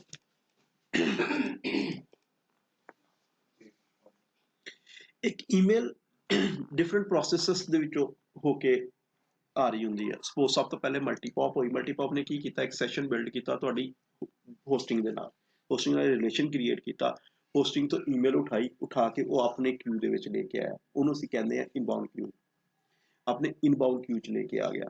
ਅੱਛਾ, ਹੁਣ ਇਨਬਾਊਂਡ ਕਿਊ ਨੇ ਅੱਗੇ ਈਮੇਲ ਪ੍ਰੋਸੈਸ ਕੀਤੀ। ਅੱਛਾ, ਇਹ ਹੈਗਾ ਮਲਟੀਪੌਪ ਕੇਸ। ਅੱਛਾ, ਡੋਮੇਨ ਪੌਪ ਕੇਸ ਹੋਏ ਕੀ ਹੋਏਗਾ, ਇੱਕ ਸਿੰਗਲ ਯੂਜ਼ਰ ਦੇ ਅਗੇਂਸਟ ਈਮੇਲਾਂ ਜਿਤਨੀਆਂ ਵੀ ਆਉਣਗੀਆਂ ਉਹ ਇਨਬਾਊਂਡ ਕਿਊ ਦੇ ਵਿੱਚ ਆਉਣਗੀਆਂ। ਇਨਬਾਊਂਡ ਕਿਊ ਦੈਨ ਡਿਸਾਈਡ ਕਰੇਗਾ ਕਿ ਇਹ ਈਮੇਲ ਮੈਂ ਕਿੱਥੇ ਕਿੱਥੇ ਸੈਂਡ ਕਰਨੀ। ਇੱਕ ਹੋਸਟਿੰਗ ਦੇ ਉੱਪਰ ਅਕਾਊਂਟ ਬਣੇ ਹੀ ਨਹੀਂ, ਠੀਕ ਹੈ, ਹੋਸਟਿੰਗ ਦੇ ਉੱਪਰ ਤੇ ਇੱਕ ਅਕਾਊਂਟ ਬਣਿਆ ਹੈਗਾ, ਉਸ ਈਮੇਲ ਦੇ ਉੱਪਰ ਜਿੰਨੀ ਵੀ ਈਮੇਲ ਆ ਰਹੀ ਸਾਰੀ ਇਨਬਾਊਂਡ ਅਕਾਊਂਟ ਤੇ ਆ ਰਹੀ। ਇਨਬਾਊਂਡ ਦੈਨ ਡਿਸਾਈਡ ਕਰ ਰਿਹਾ ਯਾਰ ਇਸ ਈਮੇਲ ਇਹਦੇ 2 ਦੇ ਵਿੱਚ ਅਗਰ ਟੈਸਟ 1 ਆ, ਇਹਨੂੰ ਮੈਂ ਟੈਸਟ 1 ਚ ਕਾਪੀ ਕਰ ਲਵਾਂ, ਇਹਦੇ 2 ਦੇ ਵਿੱਚ ਟੈਸਟ 1 ਵੀ ਆ, ਟੈਸਟ 2 ਵੀ ਆ, ਇਹ ਮੈਂ 2 ਜਗ੍ਹਾ ਤੇ ਕਾਪੀ ਕਰਾਂ, ਇਹਦੇ CC ਦੇ ਵਿੱਚ ਟੈਸਟ 3 ਵੀ ਆ, ਇਹ ਮੈਂ ਮੇਲ 3 ਜਗ੍ਹਾ ਤੇ ਕਾਪੀ ਕਰਾਂ, ਇਹਦੇ BCC ਦੇ ਵਿੱਚ ਟੈਸਟ 4 ਵੀ ਆ, ਇਹ ਈਮੇਲ ਮੈਂ ਉਠਾ ਕੇ 4 ਜਗ੍ਹਾ ਤੇ ਕਾਪੀ ਕਰਾਂ, ਠੀਕ ਹੈ। ਇਹ ਇਨਬਾਊਂਡ ਕਿਊ ਡਿਸਾਈਡ ਕਰ ਰਿਹਾ ਹੁੰਦਾ। ਇਨਬਾਊਂਡ ਕਿਊ ਉਠਾ ਕੇ ਮੇਲ ਦੇ ਰਿਹਾ ਹੁੰਦਾ ਲੋਕਲ ਕਿਊ ਨੂੰ, ਲੋਕਲ ਕਿਊ ਉਠਾ ਕੇ ਉਹ ਸਪੈਸੀਫਿਕ ਯੂਜ਼ਰ ਦੇ ਫੋਲਡਰ ਚ ਥਰੋ ਕਰਾ ਰਿਹਾ। ਮਲਟੀਪੌਪ ਡੋਮੇਨ ਪੌਪ ਕੇਸ ਹੈ ਹੀ ਹੈਗਾ। ਮਲਟੀਪੌਪ ਕੇਸ ਦੇ ਵਿੱਚ ਪ੍ਰੀ ਡਿਫਾਈਨਡ ਤੁਹਾਡੇ ਮਤਲਬ ਹੁੰਦੇ ਆ ਕਿ ਯੂਜ਼ਰ ਇੱਕ ਯੂਜ਼ਰ ਨੂੰ ਹਿੱਟ ਕਰ ਰਿਹਾ ਹੁੰਦਾ, ਜਾਂ ਫਿਰ ਉਹ ਥੋੜਾ ਜਿਹਾ ਕਹਿ ਲਓ ਕਿ ਪ੍ਰੋਸੈਸਿੰਗ ਘੱਟ ਹੋ ਜਾਂਦੀ। ਡੋਮੇਨ ਪੌਪ ਦੇ ਵਿੱਚ ਪ੍ਰੋਸੈਸਿੰਗ ਥੋੜੀ ਜਿਹੀ ਜ਼ਿਆਦਾ ਹੋ ਜਾਂਦੀ ਕਿ ਡਿਸੀਜਨ ਕਰਨੇ ਪੈਂਦੇ। ਇਨਬਾਊਂਡ ਲੋਕਲ ਕਿਊ ਨੂੰ ਦੇਗਾ, ਲੋਕਲ ਕਿਊ ਉਠਾ ਕੇ ਤੁਹਾਡੇ ਲੋਕਲ ਫੋਲਡਰ 'ਚ ਥਰੋ ਕਰ ਦੇਗਾ। ਇੱਕ ਯੂਜ਼ਰ ਨੇ ਈਮੇਲ ਸੈਂਡ ਕਰ ਦਿੱਤੀ, ਇੱਕ ਯੂਜ਼ਰ ਨੇ ਈਮੇਲ ਆਊਟ ਕੀਤੀ ਹੈਗੀ, ਇੱਕ ਯੂਜ਼ਰ ਬੈਠਾ ਉਹਨੇ ਐਕਸਟਰਨਲ ਈਮੇਲ ਸੈਂਡ ਕੀਤੀ। ਐਕਸਟਰਨਲ ਈਮੇਲ ਲੋਕਲ ਕਿਊ ਉਠਾਏਗਾ, ਉਠਾ ਕੇ ਰਿਮੋਟ ਕਿਊ ਨੂੰ ਦੇ ਦੇਗਾ। ਠੀਕ ਹੋ ਗਿਆ। लोकल क्यू उठा के email remote Q outbound Q बाहर ਕੱਢ ਦੇਗਾ। ਠੀਕ ਹੋ ਗਿਆ।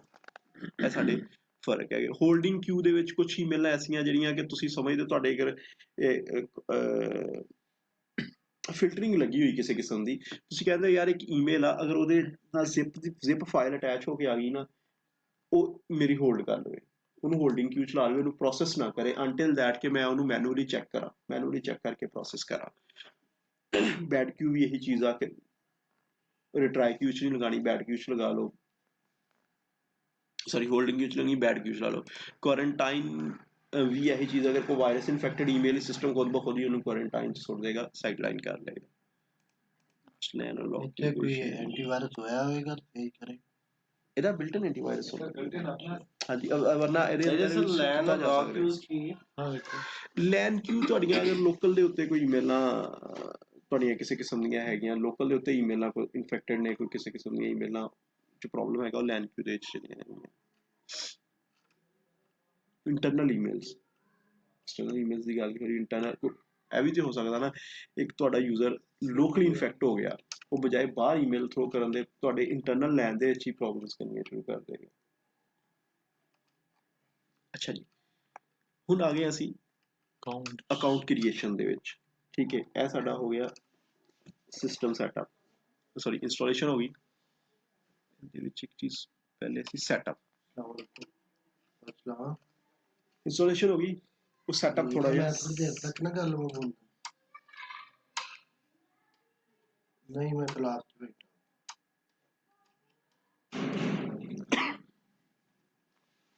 ਕੁਛ ਅਸੀਂ ਪ੍ਰੀ ਡਿਫਾਈਨਡ ਸੈਟਿੰਗਸ ਅਸੀਂ ਕਹਿ ਰਹੇ ਹਾਂ ਕਿ ਇੱਥੇ ਵੀ ਯੂਜ਼ਰ ਬਣਾ ਦੋ, ਬਣ ਜਾਏਗਾ, ਚੱਲ ਜਾਏਗਾ ਈਮੇਲ ਸਰਵਰ। ਲੇਕਿਨ ਅਸੀਂ ਚਾਹ ਰਹੇ ਯਾਰ ਕੁਝ ਸੈਟਿੰਗਸ ਅਸੀਂ ਦੇਖ ਲਈਏ, ਕੁਝ ਸੈਟਿੰਗ ਅਸੀਂ ਆਪਣੀ ਨੇਚਰ ਦੇ ਮੁਤਾਬਕ ਕਰਕੇ ਦੇਖ ਲਈਏ। ਸਰਵਰ ਸੈਟਅਪ ਸਭ ਤੋਂ ਪਹਿਲੇ ਫਾਈਲ ਤੇ ਦੇਖ ਲਿਆ, ਇਹਦੇ ਵਿੱਚ ਤਾਂ ਕੁਝ ਐਸੀ ਚੀਜ਼ ਨਹੀਂ ਹੈ, ਐਡਿਟ ਦੇ ਵਿੱਚ ਕੋਈ ਚੀਜ਼ ਨਹੀਂ ਹੈ। ਸੈਟਅਪ ਇਹਦਾ ਐਕਚੁਅਲੀ ਮੇਨ ਜਿਹੜਾ ਸਿਸਟਮ ਹੈਗਾ ਸਰਵਰ ਸੈਟਅਪ। ਸਰਵਰ ਸੈਟਅਪ ਦੇ ਵਿੱਚ ਪਹਿਲੀ ਟੈਬ ਆਉਂਦੀ ਆ ਡਿਲੀਵਰੀ ਦੀ। ਡਿਲੀਵਰੀ ਕੀ ਆ? ਈਮੇਲ ਉਠਾ ਕੇ ਬਾਹਰ ਥਰੋ ਕਰਨੀ, ਡਿਲੀਵਰ ਕਰਨੀ। ਡਿਲੀਵਰੀ ਆਊਟਗੋਇੰਗ ਨਾਲ ਰਿਲੇਟਡ ਹੈ, SMTP ਨਾਲ ਰਿਲੇਟਡ ਹੈਗੀ। ਡਿਲੀਵਰੀ ਦੇ ਅੰਦਰ ਉਹ ਤਿੰਨ ਤਰ੍ਹਾਂ ਦੇ ਆਪਸ਼ਨਸ ਦੇ ਰਿਹਾ। ਕਹਿੰਦਾ send all outbound email directly to recipients email address. ਕਹਿੰਦਾ ਜਿਹੜੀ ਈਮੇਲ ਤੁਹਾਡੀ ਜਾ ਰਹੀ ਨਾ, ਹੁਣ ਇੱਥੇ ਪਾਸ ਥੋੜਾ ਜਿਹਾ ਸਮਝਣ ਦੀ ਕੋਸ਼ਿਸ਼ ਕਰਨਾ, ਸ਼ਾਇਦ ਮੈਂ ਕੋਸ਼ਿਸ਼ ਕਰਾਂਗਾ ਪੂਰੇ ਅੱਛੇ ਤਰੀਕੇ ਨਾਲ ਸਮਝਾਉਣ ਦੀ। ਉਹ ਕਹਿ ਰਿਹਾ ਕਿ ਈਮੇਲ ਜਿਹੜੀ ਵੀ ਤੁਹਾਡਾ ਇੱਕ ਲੋਕਲ ਯੂਜ਼ਰ ਸੈਂਡ ਕਰ ਰਿਹਾ ਨਾ, ਤੁਹਾਡਾ ਆਊਟਬਾਊਂਡ ਯੂਜ਼ਰ ਇੱਕ ਈਮੇਲ ਸੈਂਡ ਕਰ ਰਿਹਾ, ਉਹ ਡਾਇਰੈਕਟਲੀ ਜਿਹੜਾ ਤੁਹਾਡਾ ਉਹਦੇ ਵਿੱਚ ਸੈਂਡਰ ਹੈ ਨਾ, ਉਹ ਡਾਇਰੈਕਟਲੀ ਸੈਂਡਰ ਨੂੰ ਉਠਾ ਕੇ ਸੈਂਡ ਕਰ ਦੇਵੇ। ਕੀ ਕਰੇਗਾ? ਆਊਟਬਾਊਂਡ ਦੇਖੇਗਾ ਕਿਆ ਈਮੇਲ ਆਊਟਬਾਊਂਡ ਦੀ ਹੈ। ਸਭ ਤੋਂ ਪਹਿਲੇ ਸਰਵਰ ਕੀ ਕਰੇਗਾ, ਦੇਖੇਗਾ ਇਹਦੀ ਨੇਚਰ ਕੀ ਹੈਗੀ। ਇਹ ਨੇਚਰ ਆਊਟਬਾਊਂਡ ਹੈਗੀ, ਇਹ ਜਾ ਰਹੀ ਹੈ ਜੀ xyz@gmail.com ਦੇ ਉੱਪਰ। ਉਹ ਕੀ ਕਰੇਗਾ, ਇਸ ਲੈਨ ਕਾਰਡ ਦੇ IP ਐਡਰੈਸ ਨੂੰ, ਇਸ ਲੈਨ ਕਾਰਡ ਦੇ IP ਐਡਰੈਸ ਨੂੰ ਯੂਜ਼ ਕਰਦਿਆਂ ਹੋਇਆ, ਜਿਹੜਾ ਤੁਹਾਡਾ ਪਬਲਿਕ IP ਐਡਰੈਸ ਦਿੱਤਾ ਹੋਇਆ, ਉਹਨੂੰ ਯੂਜ਼ ਕਰਦਿਆਂ ਹੋਇਆ ਈਮੇਲ ਉਠਾਏਗਾ, ਥਰੋ ਕਰ ਦੇਗਾ। ਇਸ IP ਐਡਰੈਸ ਨੂੰ SMTP ਬਣਾ ਕੇ ਤੁਹਾਡਾ ਥਰੋ ਕਰ ਦੇ, ਤੁਹਾਡੀ ਹੋਸਟਿੰਗ ਸਾਈਟ ਤੇ ਨਹੀਂ ਜਾਏਗਾ। ਮੈਂ ਕਿਹਾ ਸੀ ਐਡਵਾਂਟੇਜ ਡਿਸਐਡਵਾਂਟੇਜ, ਇੱਕ ਚੀਜ਼ ਡਿਸਕ੍ਰਾਈਬ ਕੀਤੀ ਸੀ ਕਿ ਅਗਰ ਇੱਕ IP ਬਲੈਕਲਿਸਟ ਹੋ ਗਿਆ, ਤੁਸੀਂ ਦੂਸਰਾ ਯੂਜ਼ ਕਰ ਸਕਦੇ ਹੋ। ਹੁਣ ਕੀ ਹੋਇਆ, ਤੁਹਾਡੇ ਵੈਬ ਵਾਲਾ ਅਗਰ IP ਬਲੈਕਲਿਸਟ ਵੀ ਹੈ, ਤੁਸੀਂ ਇਹ ਵਾਲਾ IP ਯੂਜ਼ ਕਰ ਰਹੇ ਹੋ। ਲਾਈਕਵਾਈਜ਼ ਇਹ ਬਲੈਕਲਿਸਟ ਹੋ ਗਿਆ, ਠੀਕ ਹੈ, ਵੈਬ ਵਾਲਾ ਯੂਜ਼ ਕਰ ਲੈਂਦੇ, ਸਾਨੂੰ ਕੀ ਹੈਗਾ। ਇਸ ਕੇਸ 'ਚ ਸਾਡਾ ਜਿਹੜਾ ਲਾਈਵ IP ਉਹ ਯੂਜ਼ ਹੋ ਜਾਏਗਾ। ਇਸ ਕੇਸ ਦੇ ਵਿੱਚ, ਪਹਿਲੇ ਕੇਸ ਦੇ ਵਿੱਚ ਡਾਇਰੈਕਟ ਕਹਿੰਦਾ ਕਮਿਊਨੀਕੇਟ ਕਰ ਦਵੇ, ਇਹ ਤੁਹਾਡਾ ਇਹ ਵਾਲਾ IP address, public IP address ਜਿਹੜਾ ਲੱਗਾ ਹੋਇਆ ਉਹ ਯੂਜ਼ ਹੁੰਦਾ ਹੈ ਤੁਹਾਡੀ ਈਮੇਲ ਥਰੂ ਹੋਵੇ। ਅੱਛਾ, ਕਹਿੰਦਾ ਸੈਂਡ ਆਲ ਆਊਟਬਾਊਂਡ ਈਚ ਡੋਮੇਨ ਦਾ ਸਮਾਰਟ ਹੋਸਟ ਯੂਜ਼ ਕਰਦੇ ਹਾਂ ਈਮੇਲ ਸੈਂਡ ਕਰੇ। ਡੋਮੇਨ ਦਾ ਐਡਰੈਸ ਯੂਜ਼ ਕਰਦੇ ਹੋਇਆ, ਸਪੋਜ਼ ਮੇਰੇ ਕੇਸ ਦੇ ਵਿੱਚ ਹੈਗਾ ਇਹਦਾ, ਮੈਂ ਉਹਨੂੰ ਕਿਹਾ smtp.test.fsd। ਮੈਂ ਕਹਿ ਰਿਹਾ ਇਸ ਡੋਮੇਨ ਦਾ IP ਐਡਰੈਸ ਯੂਜ਼ ਕਰਦਿਆਂ ਹੋਇਆ, ਇਸ ਡੋਮੇਨ ਦਾ ਨੇਮ ਯੂਜ਼ ਕਰਦਿਆਂ ਹੋਇਆ ਈਮੇਲ ਸੈਂਡ ਕਰੇ। ਹੁਣ ਇਹਨੂੰ ਪ੍ਰੈਫਰ ਨਾ ਕਰੇ, ਪ੍ਰੈਫਰ ਉਹਨੂੰ ਕਰੇ, ਠੀਕ ਹੈ। ਹੁਣ ਉਹਦੇ ਅਗੇਂਸਟ ਵੀ ਮੈਂ ਉਹਨੂੰ ਕਹਿ ਦਿੱਤਾ ਕਿ SMTP ਵਾਸਤੇ ਅਥੈਂਟੀਕੇਸ਼ਨਸ ਇਹ ਯੂਜ਼ ਕਰੇ। ਇਹ ਉਹ ਚੀਜ਼ ਆ ਜਿਹੜੀ ਮੈਂ ਕਹਿ ਰਿਹਾ ਸੀ, ਇੱਕ ਈਮੇਲ ਐਡਰੈਸ ਬਲੈਕਲਿਸਟ ਹੋ ਗਿਆ ਤੇ ਅਸੀਂ ਮਲਟੀਪਲ ਈਮੇਲ ਐਡਰੈਸ ਯੂਜ਼ ਕਰ ਸਕਦੇ ਹਾਂ। ਇੱਥੇ ਮੈਂ ਦੇ ਦਿੱਤਾ ਜੀ test1 at test ਫਲਾਣਾ .fsd। ਅੱਛਾ ਮੈਨੂੰ ਪਤਾ ਲੱਗ ਗਿਆ ਯਾਰ ਉਹ ਇਸ ਈਮੇਲ ਐਡਰੈਸ ਤੋਂ ਈਮੇਲਾਂ ਹੀ ਬੜੀਆਂ ਚਲੀਆਂ ਗਈਆਂ, ਉਹ ਮੇਰਾ ਈਮੇਲ ਐਡਰੈਸ ਬਲੈਕਲਿਸਟ ਹੋ ਗਿਆ। ਬਸ ਕਰ IP address blacklist, email address blacklist ਹੋ ਜਾਂਦੇ। ਅੱਛਾ ਹੁਣ ਮੈਂ ਕੀ ਕੀਤਾ, ਇੱਥੇ test2 ਲਾ ਲਿਆ, ਉਹ ਮੈਂ test3 ਲਾ ਲਿਆ, test4 ਲਾ ਲਿਆ, ਲਾਈ ਜਾਓ ਤੁਸੀਂ ਇੱਥੇ ਅਗਰ ਤੁਹਾਡੇ ਈਮੇਲ ਬਲੈਕਲਿਸਟ ਹੋ ਰਹੇ। ਠੀਕ ਹੋ ਗਿਆ। ਮਲਟੀਪਲ ਈਮੇਲ ਐਡਰੈਸਿਸ ਤੁਸੀਂ ਇੱਥੇ ਯੂਜ਼ ਕਰ ਸਕਦੇ, ਅਥੈਂਟੀਕੇਸ਼ਨ ਯੂਜ਼ ਕਰਵਾ ਸਕਦੇ ਹੋ ਮਲਟੀਪਲ ਈਮੇਲ ਐਡਰੈਸਿਸ। ਤੀਸਰੀ ਆਪਸ਼ਨ ਕਹਿੰਦਾ ਹੈ ਜੀ ਕਿ ਪਹਿਲੇ ਡਾਇਰੈਕਟਲੀ ਸੈਂਡ ਕਰੇ। ਤੀਸਰੀ ਆਪਸ਼ਨ ਵਿੱਚ ਉਹਨੇ ਮਰਜ ਕਰ ਦਿੱਤੇ ਦੋਨੋਂ, ਕਿ send directly first and then smart host, ਕਿ ਪਹਿਲੇ ਡਾਇਰੈਕਟ ਸੈਂਡ ਕਰੇ, ਅਗਰ ਚਲੀ ਜਾਵੇ। ਸਮਟਾਈਮਸ ਐਸਾ ਵੀ ਹੋ ਜਾਂਦਾ ਵਾ, ਜਿਸ ਤਰੀਕੇ ਨਾਲ ਅਸੀਂ ਪਾਕਿਸਤਾਨ ਦੇ ਵਿੱਚ ਸਾਨੂੰ ਪ੍ਰੋਬਲਮ ਕੀ ਹੁੰਦਾ ਹੈ ਕਿ ਬਹੁਤ ਸਾਰੇ ਇੰਟਰਨੈਸ਼ਨਲ ਕੰਟਰੀਜ਼ ਦੇ ਸਾਡੇ IPs ਬਲੈਕਲਿਸਟ ਹੋਏ ਹੁੰਦੇ, ISPs ਦੇ ਵੀ ਹੁੰਦੇ। ਰੈਪੂਟੇਸ਼ਨ ਲੈਵਲ ਬਹੁਤ ਜ਼ਿਆਦਾ ਘੱਟ ਹੁੰਦਾ। ਰੈਪੂਟੇਸ਼ਨ ਲੈਵਲ ਜਦੋਂ ਘੱਟ ਹੋਏ, ਈਮੇਲ ਐਕਸੈਪਟ ਨਹੀਂ ਕਰ ਰਹੇ ਹੁੰਦੇ ਸਰਵਰਸ। ਅੱਛਾ ਅਸੀਂ ਉਸ ਕੇਸ ਦੇ ਵਿੱਚ ਹੁਣ ਅਸੀਂ ਕੀ ਕਹਿ ਰਹੇ ਹਾਂ ਕਿ ਯਾਰ ਸਾਡਾ ਇਹ ਦੋ ਤਰ੍ਹਾਂ ਦੀ ਰੀਜ਼ਨ ਤੇ ਕੰਮ ਹੈ। ਇੱਕ ਰੈਪੂਟੇਸ਼ਨ ਲੈਵਲ, ਦੂਸਰਾ ਇੱਕ ਚੀਜ਼ ਆ ਜਾਂਦੀ ਕਿ ਲੋਡ ਬੈਲੈਂਸਿੰਗ, ਕਿ ਸਾਰੀ ਟ੍ਰੈਫਿਕ ਅਸੀਂ ਇਹਦੇ ਥਰੂ ਨਹੀਂ ਨਿਕਲਵਾਉਣਾ ਚਾਹ ਰਹੇ। ਅਸੀਂ ਕਹਿੰਦੇ ਯਾਰ ਕਿ ਅਗਰ ਮੈਂ 8-10 ਈਮੇਲਾਂ ਇੱਕੋ ਟਾਈਮ ਇਕੱਠੀਆਂ ਹੀ ਆ ਗਈਆਂ ਵਾ, ਉਹ ਦੇਖ ਰਿਹਾ ਯਾਰ ਇਹ ਮੇਰਾ ਪਾਈਪ ਚੋਕ ਹੋ ਗਿਆ, ਉਹ ਇਹਨੂੰ ਛੱਡੇ ਦੂਸਰੇ ਦੇ ਥਰੂ ਸੈਂਡ ਕਰਨੀਆਂ ਸ਼ੁਰੂ ਕਰ ਦੇ। ਇਹ ਲੋਡ ਬੈਲੈਂਸਿੰਗ ਦੇ ਕੰਮ ਵੀ ਆ ਜਾਂਦੀਆਂ। ਕੁਛ ਈਮੇਲਾਂ ਇਹਦੇ ਥਰੂ ਨਿਕਲਣੀਆਂ, ਕੁਛ ਉਹਦੇ ਥਰੂ ਨਿਕਲਣੀਆਂ, ਕੰਮ ਚੱਲ ਰਿਹਾ। ਸੋ ਇਹ ਤਿੰਨ ਤਰ੍ਹਾਂ ਦੇ ਆਪਸ਼ਨਸ ਹੈਗੇ ਨੇ ਡਿਲੀਵਰੀ ਦੇ, ਔਰ ਤਿੰਨੋਂ ਹੀ ਮੈਂ ਕੋਸ਼ਿਸ਼ ਕੀਤੀ ਜੇ ਅਗਰ ਅੱਛਾ ਸਮਝਾ ਪਾਇਆ। ਪਹਿਲਾ ਹੈਗਾ ਡਾਇਰੈਕਟ IP ਐਡਰੈਸਿਸ ਦੇ ਉੱਪਰ ਜਿਹੜਾ ਤੁਹਾਡਾ ਪਬਲਿਕ IP ਐਡਰੈਸ ਲੱਗਾ। ਅੱਛਾ ਇਹਦਾ ਬੈਨੀਫਿਟ ਇੱਕ ਹੋਰ ਵੀ ਹੋ ਜਾਂਦਾ। ਸਪੋਜ਼ ਮੇਰਾ ਪਬਲਿਕ IP ਵੀ ਬਲੈਕਲਿਸਟ ਹੋ ਗਿਆ, ਮੇਰਾ ਉਹ ਵਾਲਾ ਹੋਸਟਿੰਗ ਦਾ IP ਸੌਰੀ ਨੇਮ ਵੀ ਬਲੈਕਲਿਸਟ ਹੋ ਗਿਆ। ਮੇਰੇ ਕੋ ਇੱਕ ਥਰਡ ਪਾਰਟੀ ਹੋਰ ਆ, ਮਤਲਬ ਮੇਰੇ ਕੋ ਗੂਗਲ ਦੀ ਹੋਸਟਿੰਗ ਵੀ ਪਈ ਆ, ਗੂਗਲ ਦਾ ਅਕਾਊਂਟ ਹੈਗਾ। ਮੈਂ ਕੀ ਕੀਤਾ ਕਿ ਮੈਂ ਜਦੋਂ ਤੇ ਮੇਲ smtp.gmail.com ਪਾਇਆ, ਥੱਲੇ smtp ਉਹਦੇ ਜੀਮੇਲ ਦੇ ਕਿਸੇ ਦੀ ਅਥੈਂਟੀਕੇਸ਼ਨ ਕਰਾਈ, ਆਪਣੀ ਈਮੇਲ ਡਿਲੀਵਰ ਕਰਵਾ ਦਿੱਤੀ ਉਹਨੇ। smtp ਕੀ ਕੀਤਾ, ਇਸ ਈਮੇਲ ਨੇ ਤੁਹਾਡੇ ਇਸ IP ਐਡਰੈਸ ਨੇ ਉਹ ਸਰਵਰ ਨਾਲ ਬਲੈਕਲਿਸਟ ਹੈ ਵਾ। ਇਹ ਪਬਲਿਕ IP ਉਸ ਸਰਵਰ ਦੇ ਨਾਲ ਬਲੈਕਲਿਸਟ, ਐਕਚੁਅਲੀ ਗੂਗਲ ਦੇ ਨਾਲ ਹਜੇ ਬਲੈਕਲਿਸਟ ਨਹੀਂ ਹੋਇਆ। ਇਹਨੇ ਕੀ ਕਰਨਾ, ਇਸ IP ਐਡਰੈਸ ਨੇ ਉਠਾ ਕੇ ਗੂਗਲ ਤੇ ਸੁੱਟਣੀ ਈਮੇਲ, ਗੂਗਲ ਨੇ ਆਪਣੇ smtp ਉਸ ਅਥੈਂਟੀਕੇਸ਼ਨ ਨਾਲ ਯੂਜ਼ ਕਰਦਾ ਹੈ ਤੁਹਾਡੀ ਈਮੇਲ ਉੱਥੇ ਡਿਲੀਵਰ ਕਰਵਾ ਦੇ। ਇਸ ਕੇਸ 'ਚ ਸਰ ਕੀ ਯੂਜ਼ ਕੀ ਕਰਾਂਗੇ? ਤੁਹਾਡੇ ਕੇਸ ਦੇ ਵਿੱਚ ਤੁਸੀਂ ਆਪਣੇ ਕੇਸ ਯੂਜ਼ ਕਰਦੇ ਰਹੇ ਹੋ, ਨੈਕਸਲਿੰਕਸ ਦਾ smtp nextlinks.net.pk ਪਾਉਂਦੇ ਰਹੇ ਹੋ, ਉਹੀ ਕੇਸ ਹੁੰਦਾ ਹੁੰਦਾ। ਤੇ ਤੁਹਾਡੇ ਲੋਕਲ ਬਲੈਕਲਿਸਟ ਹੋ ਜਾਂਦੇ। ਜਲਦੀ ਲਈ ਇਮਰਾਨ ਦੌੜ ਕੇ ਮਤਲਬ ਮਿਹਨਤ ਕਰਵਾ ਰਿਹਾ, ਉਹਨੇ ਜਿਹੜੀ ਆਪਣਾ smtp ਪਾਇਆ, ਚੱਲ ਈਮੇਲ ਚਲੇਗੀ, ਚੱਲ ਜਾ। ਸੋ ਇਹ ਤੁਹਾਨੂੰ ਇਹ ਵੀ ਐਡਵਾਂਟੇਜ ਦੇ ਦਿੰਦਾ, ਜਿਹੜਾ ਕਿ ਹੋਸਟਿੰਗ ਕੇਸ ਵਿੱਚ ਤੁਹਾਨੂੰ ਨਹੀਂ ਮਿਲ ਪਾ ਰਿਹਾ ਹੁੰਦਾ, ਇਸ ਕੇਸ ਵਿੱਚ ਤੁਹਾਨੂੰ ਮਿਲ ਪਾ ਰਿਹਾ ਹੁੰਦਾ। ਇੱਥੇ ਕੀ ਦੇਵਾਂਗੇ, ਈਮੇਲ ਐਡਰੈਸ ਦੇਵਾਂਗੇ ਕੋਈ? ਮਤਲਬ ਤੁਸੀਂ ਦੇ ਦਿਓ ਨਾ ਇੱਥੇ smtp.gmail.com, ਠੀਕ ਹੈ। ਆਪਣਾ ਜੀਮੇਲ ਦਾ ਇੱਥੇ ਈਮੇਲ ਐਡਰੈਸ ਲਿਖੋ, ਇੱਥੇ ਥੱਲੇ ਉਹਦਾ ਪਾਸਵਰਡ ਲਿਖੋ, ਉਹ ਤੁਹਾਡੇ ਉਹਦੀ ਕ੍ਰਾਈਡੈਂਸ਼ੀਅਲਸ ਯੂਜ਼ ਕਰਦੇ ਆ, ਤੁਹਾਡਾ ਈਮੇਲ ਤੁਹਾਨੂੰ ਸ਼ੋ ਕਰਦੇ। ਵੈਸੇ ਸਰ ਉਹ ਤੇ ਚਲੋ ਸਮਝ ਆ ਗਿਆ ਕਿ ਨੈਕਸਲਿੰਕਸ ਦਾ ਆ ਗਿਆ, ਅਗਰ ਵਾਕਿਆ ਤਾਂ ਜੀਮੇਲ ਦਾ ਵੀ ਦਿੰਦੇ ਫਿਰ ਵੀ ਹੋ ਜੂ ਥਰੂ smtp ਹੁੰਦੀ ਪ੍ਰੋਪਰ smtp। ਨਹੀਂ ਐਕਚੁਅਲੀ ਯੂਜ਼ ਨਹੀਂ ਕੀਤਾ ਕਰਨਾ। ਈਮੇਲ ਤੁਸੀਂ ਆਊਟਲੁੱਕ ਦੇ ਵਿੱਚ ਵੀ ਕਨਫਿਗਰ ਕਰ ਸਕਦੇ ਹੋ। ਹਾਂ ਉਹ ਤੇ ਆ ਜਾਂਦਾ, ਉਹ ਇਸੇ ਤਰ੍ਹਾਂ ਜੀਮੇਲ ਦਾ ਉਹਦਾ smtp authentication ਆ ਪੌਪ ਚੈੱਕ ਹੈਗਾ ਕਿ ਪਰਫਾਰਮ ਆ ਪੌਪ ਚੈੱਕ। ਫਸਟ ਕਹਿੰਦਾ ਜਦੋਂ ਵੀ ਇਹ ਅਥੈਂਟੀਕੇਸ਼ਨ ਚੈੱਕ ਕਰੇ, ਪਹਿਲੇ ਇੱਕ ਵਾਰੀ ਪੌਪ ਕਰੇ, ਠੀਕ ਹੈ, ਫਿਰ ਉਸ ਤੋਂ ਬਾਅਦ ਪੌਪ ਕਿਸ ਯੂਜ਼ਰ ਨੂੰ ਕਰੇ, ਇਸ ਯੂਜ਼ਰ ਨੂੰ ਪੌਪ ਕਰਕੇ ਤੇ ਫਿਰ ਅਥੈਂਟੀਕੇਸ਼ਨ ਕਰੇ। ਇਹ ਚੈੱਕ ਬਾਕਸ ਇਹਦਾ ਐਸਾ ਯੂਟਿਲਾਈਜ਼ ਕਰਨਾ ਨਹੀਂ ਸਿਰਫ ਇਹ ਹੀ ਇੱਕ ਚੈੱਕ ਆ ਇਹਦੇ ਵਿੱਚ। ਇਹਦੇ ਵਿੱਚ ਹੈ ਕਿ ਬਾਉਂਸ ਮੈਸੇਜ 5x ਐਰਰ ਕਹਿੰਦਾ ਜੀ ਅਗਰ 5 ਦਫਾ ਇਹ ਟਰਾਈਆਂ ਕਰੇ ਇੱਕ ਸਪੈਸੀਫਿਕ ਟਾਈਮ ਬਾਅਦ, ਮੇਰੇ ਖਿਆਲ 120 ਸੈਕਿੰਡਸ ਦਾ ਟਾਈਮ ਹੁੰਦਾ, 5 ਟਰਾਈਆਂ ਤੋਂ ਬਾਅਦ ਮੈਸੇਜ ਬਾਉਂਸ ਕਰ ਦੇਵੇ ਕਿ ਡਿਲੀਵਰ ਨਹੀਂ ਹੋਈ, ਠੀਕ। ਇਹ ਦੋ ਚੈੱਕ ਹੁੰਦੇ ਨਾਰਮਲੀ, ਇਹ ਵੀ ਇੱਕ ਹੀ ਚੈੱਕ ਹੈਗੇ ਨੇ ਕਿ 5 ਐਰਰ ਬਾਅਦ ਸਮਾਰਟ ਹੋਸਟ ਤੇ 5 ਐਰਰ ਬਾਅਦ ਲੋਕਲ। ਇਹ ਤੁਹਾਡੇ ਹੋਸਟ ਦੇ ਉੱਤੋਂ ਅਗਰ ਰਿਟਰਾਈ 5 ਦਫਾ ਸੈਂਡ ਕਰਨ ਦੀ ਕੋਸ਼ਿਸ਼ ਕਰ ਰਿਹਾ, ਨਹੀਂ ਗਿਆ ਮੈਸੇਜ ਐਮਡੈਮਨ, ਫਿਰ ਉਸ ਯੂਜ਼ਰ ਨੂੰ ਰਿਟਰਨ ਕਰ ਦੇਵੇ। ਅਦਰਵਾਈਜ਼ 5 ਟਰਾਈਜ਼ ਤੱਕ ਯਾਨੀ 10 ਮਿੰਟ ਤੱਕ ਨਾਰਮਲੀ ਟਾਈਮ ਡਿਕਰੀਜ਼ ਕੀਤਾ ਜਾ ਸਕਦਾ। 10 ਮਿੰਟ ਤੱਕ ਟਰਾਈ ਕਰਦਾ ਰਹੇ, ਹਰ 2 ਮਿੰਟ ਬਾਅਦ ਟਰਾਈ ਕਰੇ ਸੈਂਡ ਕਰਨ ਦੀ, ਜਾਂ ਨਹੀਂ ਦੁਬਾਰਾ ਫਿਰ ਟਰਾਈ ਕਰੇ। ਕੋਈ ਰੀਜ਼ਨਸ ਹੋ ਸਕਦੀ, ਉਸ ਟਾਈਮ ਇੰਟਰਨੈਟ ਬੰਦ ਹੋ ਸਕਦਾ, ਤੁਹਾਡਾ ਨੈਟਵਰਕ ਬੰਦ ਹੋ ਸਕਦਾ, ਜਾਂ ਤੁਹਾਡਾ IP ਬਲੈਕਲਿਸਟ ਹੋ ਸਕਦਾ। IP ਬਲੈਕਲਿਸਟ ਕੇਸ ਦੇ ਵਿੱਚ ਈਮੇਲ ਡਿਲੀਵਰ ਹੋ ਜਾਏਗੀ, ਨਿਕਲ ਜਾਏਗੀ। ਸੋ ਕੋਈ ਰੀਜ਼ਨ ਇਸ ਤਰ੍ਹਾਂ ਵੀ ਹੋ ਸਕਦੀ, ਤੁਹਾਡਾ ਲੋਕਲ ਤੇ ਕੋਈ ਇਸ਼ੂ ਹੋਏ, ਕੋਈ ਕਿਸੇ ਕਿਸਮ ਦਾ ਯੂਜ਼ਰ ਦੀ ਅਥੈਂਟੀਕੇਸ਼ਨ ਦਾ ਪ੍ਰੋਬਲਮ ਹੋ ਸਕਦਾ, ਠੀਕ ਹੈ, ਉਹਦੇ ਨੈਗੇਸ਼ਨ ਇਸ਼ੂ ਹੋ ਸਕਦਾ। ਸੋ ਇਸ ਕੇਸ ਦੇ ਵਿੱਚ ਪੰਜ ਦਫਾ ਟਰਾਈ ਕਰੇ, ਨਹੀਂ ਤੇ ਈਮੇਲ ਵਾਪਸ ਡਿਲੀਵਰ ਕਰ ਦੇਵੇ। ਮੈਂ ਇਸ ਕੇਸ ਦੇ ਵਿੱਚ ਫਿਲਹਾਲ ਫਸਟ ਚੈੱਕ ਹੀ ਰੱਖ ਰਿਹਾ। ਸਰਵਰਸ ਕੀ ਕਹਿ ਰਿਹਾ? ਸਰਵਰਸ ਦੀ ਜਿਹੜੀ ਮੇਨ ਚੀਜ਼ ਹੈਗੀ ਕਿ ਤੁਸੀਂ ਲਿਮਟ ਸੈੱਟ ਕਰਨੀ। ਲਿਮਟ ਸੈੱਟ ਕਿਸ ਤਰੀਕੇ ਨਾਲ ਕਰਨੀ? ਯਾਰ ਇੱਕ ਯੂਜ਼ਰ ਆ ਤੁਹਾਡਾ, ਤੁਸੀਂ ਦੇਖ ਰਹੇ ਹੋ ਯਾਰ ਇਹ ਨਾ ਬਿਲਾ ਵਜ੍ਹਾ ਦੀਆਂ ਅਟੈਚਮੈਂਟਾਂ ਲਗਾ ਕੇ ਬਿਲਾ ਵਜ੍ਹਾ ਮਤਲਬ ਸਰਵਰ ਚੋਕ ਕਰ ਰਿਹਾ ਮੇਰਾ। ਮੈਂ ਆਪਣੇ ਮਤਲਬ ਇੱਕ ਲਿਮਟ ਰੱਖ ਰਿਹਾ। ਬਹੁਤ ਸਾਰੇ ਸਰਵਰਸ ਤੇ ਤੁਸੀਂ ਈਮੇਲ ਸੈਂਡ ਕੀਤੇ ਹੋਗੀ, ਤੁਹਾਨੂੰ ਮੈਸੇਜ ਆ ਜਾਏਗਾ 2 MB ਤੋਂ ਵੱਧ ਈਮੇਲ ਅਸੀਂ ਐਕਸੈਪਟ ਨਹੀਂ ਕਰਦੇ ਭਾਈ, 2 MB ਤੋਂ ਘੱਟ। ਨੋਰਮਲ ਬੈਂਕਸ ਦੇ ਜਿਹੜੇ ਹੁੰਦੇ ਨੇ, ਠੀਕ ਹੈ, ਉਹ ਕੋਟੇ ਇੱਥੇ ਲੱਗ, ਉਸ ਐਡਜਸਟਮੈਂਟ ਇੱਥੇ ਪੈਂਦੀ ਹੈ। ਤੁਸੀਂ ਕਹਿੰਦੇ ਹੋ ਜੀ 20 24, ਇਸ ਤੋਂ ਬਾਅਦ ਅਟੈਚਮੈਂਟ ਨਾ ਮੈਂ ਲੈਣੀ ਨਾ ਮੈਂ ਦੇਣੀ, ਸੌਰੀ 20 48 2 MB ਸੈਂਡ ਰਿਸੀਵ ਕਰਦਿਆਂ ਹੋਇਆ ਇਸ ਲਿਮਟ ਦਾ ਖਿਆਲ ਰੱਖੇ। ਕਹਿੰਦਾ 0 ਕਰੋਗੇ ਤਾਂ ਨੋ ਲਿਮਟ ਹੋਏਗੀ। ਨੋ ਲਿਮਟ ਵੀ 25 MB ਤੋਂ ਜ਼ਿਆਦਾ ਨਹੀਂ ਹੁੰਦੀ ਹੈ, 30 MB ਸੌਰੀ 30 MB ਤੱਕ ਸ਼ਾਇਦ ਜਾਂਦੀ, 30 MB ਤੱਕ। ਲੇਕਿਨ 2 MB ਤੋਂ ਤੁਸੀਂ ਸਰਕਲ ਆਊਟ ਕਰਨਾ ਕਿ 2 MB ਤੋਂ ਜ਼ਿਆਦਾ ਈਮੇਲ ਮੇਰੀ ਇਨ ਆਊਟ ਨਾ ਹੋਵੇ। ਤਾਂ ਤੁਸੀਂ ਸਿਕਿਉਰ ਕਰਨਾ ਨਾ ਆਪਣੇ ਆਪ ਨੂੰ। ਅਟੈਚਮੈਂਟ ਤੋਂ ਤੁਸੀਂ 100 MB, ਜਿੰਨੀ ਜ਼ਿਆਦਾ ਵੱਡੀ ਅਟੈਚਮੈਂਟ ਦੋਗੇ ਉਤਨੇ ਜ਼ਿਆਦਾ ਰਿਸਕਸ ਦੇ ਚਾਂਸਸ ਜ਼ਿਆਦਾ ਹੋਣਗੇ, ਠੀਕ ਹੈ।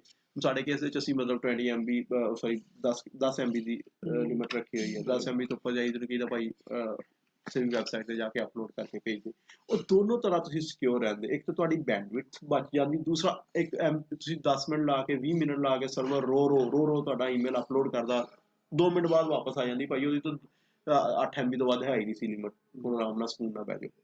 ਸੋ ਅਸੀਂ ਇਨਕਮਿੰਗ ਆਊਟਗੋਇੰਗ ਦੇ ਉੱਪਰ ਨਾ 10 MB ਸਿਕਿਉਰ ਕੀਤੀ ਹੋਈ ਹੈ। 10 MB ਤੱਕ ਜਿਹੜੀ ਨਾ ਉਹਦੀ ਜਿਹੜੀ ਈਮੇਲ ਨਾ ਇਹ ਹੈਗੀ ਐਕਚੁਅਲੀ SMTP ਦੀ, ਇਹ ਹੈਗੀ ਤੁਹਾਡੀ ਆਊਟਗੋਇੰਗ ਦੀ। ਇਹ ਆਊਟਗੋਇੰਗ ਦੀ ਬੈਂਡ ਹੈ ਕਿ ਆਊਟਗੋਇੰਗ ਜਿਹੜੀ ਹੈਗੀ ਆ 2 MB ਤੋਂ ਜ਼ਿਆਦਾ ਤੁਹਾਡਾ ਯੂਜ਼ਰ ਸੈਂਡ ਨਾ ਕਰ ਸਕੇ। ਇਹ ਲਿਮਟਸ ਇੱਥੇ ਤੇ ਇਹਦੇ ਸਾਰੀ ਗਲੋਬਲ ਕਨਫੀਗਰੇਸ਼ਨ, ਇਹ ਗਲੋਬਲ ਅਗਰ ਕਨਫੀਗਰੇਸ਼ਨ ਸਪੈਸੀਫਿਕ ਕਿਸੇ ਯੂਜ਼ਰ ਦੀ ਅੱਗੇ ਜਾ ਕੇ ਦੇਖਦੇ ਕੋਟਿਆਂ ਦੇ ਵਿੱਚ ਇਹ ਗਲੋਬਲ ਕਨਫੀਗਰੇਸ਼ਨ ਹੈਗੀ, SMTP ਬੇਸ ਕਰਦੇ ਹਾਂ, ਠੀਕ ਹੈ। ਇਹਦੇ ਵਿੱਚ ਕਹਿੰਦਾ ਹੈ ਜੀ ਕਿ ਇੱਕ ਵਾਰੀ ਵੈਰੀਫਾਈ ਕਰ ਲਵੇ ਸੈਂਡ ਕਰਨ ਤੋਂ ਪਹਿਲੇ ਯੂਜ਼ਰ ਨੂੰ। ਅੱਛਾ 552 ਐਰਰ ਹੈਗਾ, ਕੋਟਾ ਐਕਸੀਡਡ ਦਾ, ਅਗਰ ਮਤਲਬ ਯੂਜ਼ਰ ਦਾ ਕੋਟਾ ਐਕਸੀਡ ਹੋ ਜਾਏ, ਚੈੱਕ ਬਾਕਸ ਆ ਨਾਰਮਲੀ ਲਗਾ ਦਿੰਦੇ ਆ। ਚੈੱਕ ਬਾਕਸ ਆ ਰਿਫਿਊਜ਼ ਆ, ਅਗਰ ਸੀਟ ਦੇ ਉੱਤੇ ਡੁਪਲੀਕੇਟ ਵੈਲਿਊ ਵਗੈਰਾ ਰਿਸੀਵ ਹੋ ਰਹੀਆਂ, ਸੈਸ਼ਨ ਸੇਮ ਸੈਸ਼ਨ ਮਤਲਬ ਇੱਕ ਹੀ ਸੈਸ਼ਨ ਇੱਕ ਯੂਜ਼ਰ ਦਾ ਪਹਿਲੇ ਇੱਕ ਆਲਰੇਡੀ ਸੈਸ਼ਨ ਚੱਲ ਰਿਹਾ ਨਾਰਮਲੀ, ਫਿਰ ਉਸੇ ਟਾਈਮ ਉਸ ਬੰਦੇ ਤੁਸੀਂ ਈਮੇਲ ਸੈਂਡ ਕਰ ਦਿੱਤੀ, ਉਹਦਾ ਡੁਪਲੀਕੇਟ ਉਹੀ ਈਮੇਲ ਪਹਿਲੇ ਇੱਕ ਦਫਾ ਸੈਂਡ ਹੋਈ, ਬਸ ਕਦੇ ਐਸਾ ਹੋ ਜਾਂਦਾ ਕਿ ਕਲਿੱਕ ਡਬਲ ਹੋ ਜਾਂਦੇ, ਇੱਕ ਹੀ ਈਮੇਲ ਡੁਪਲੀਕੇਸ਼ਨ ਤੇ ਸੈਂਡ ਹੋ ਜਾਂਦੀ ਹੈ।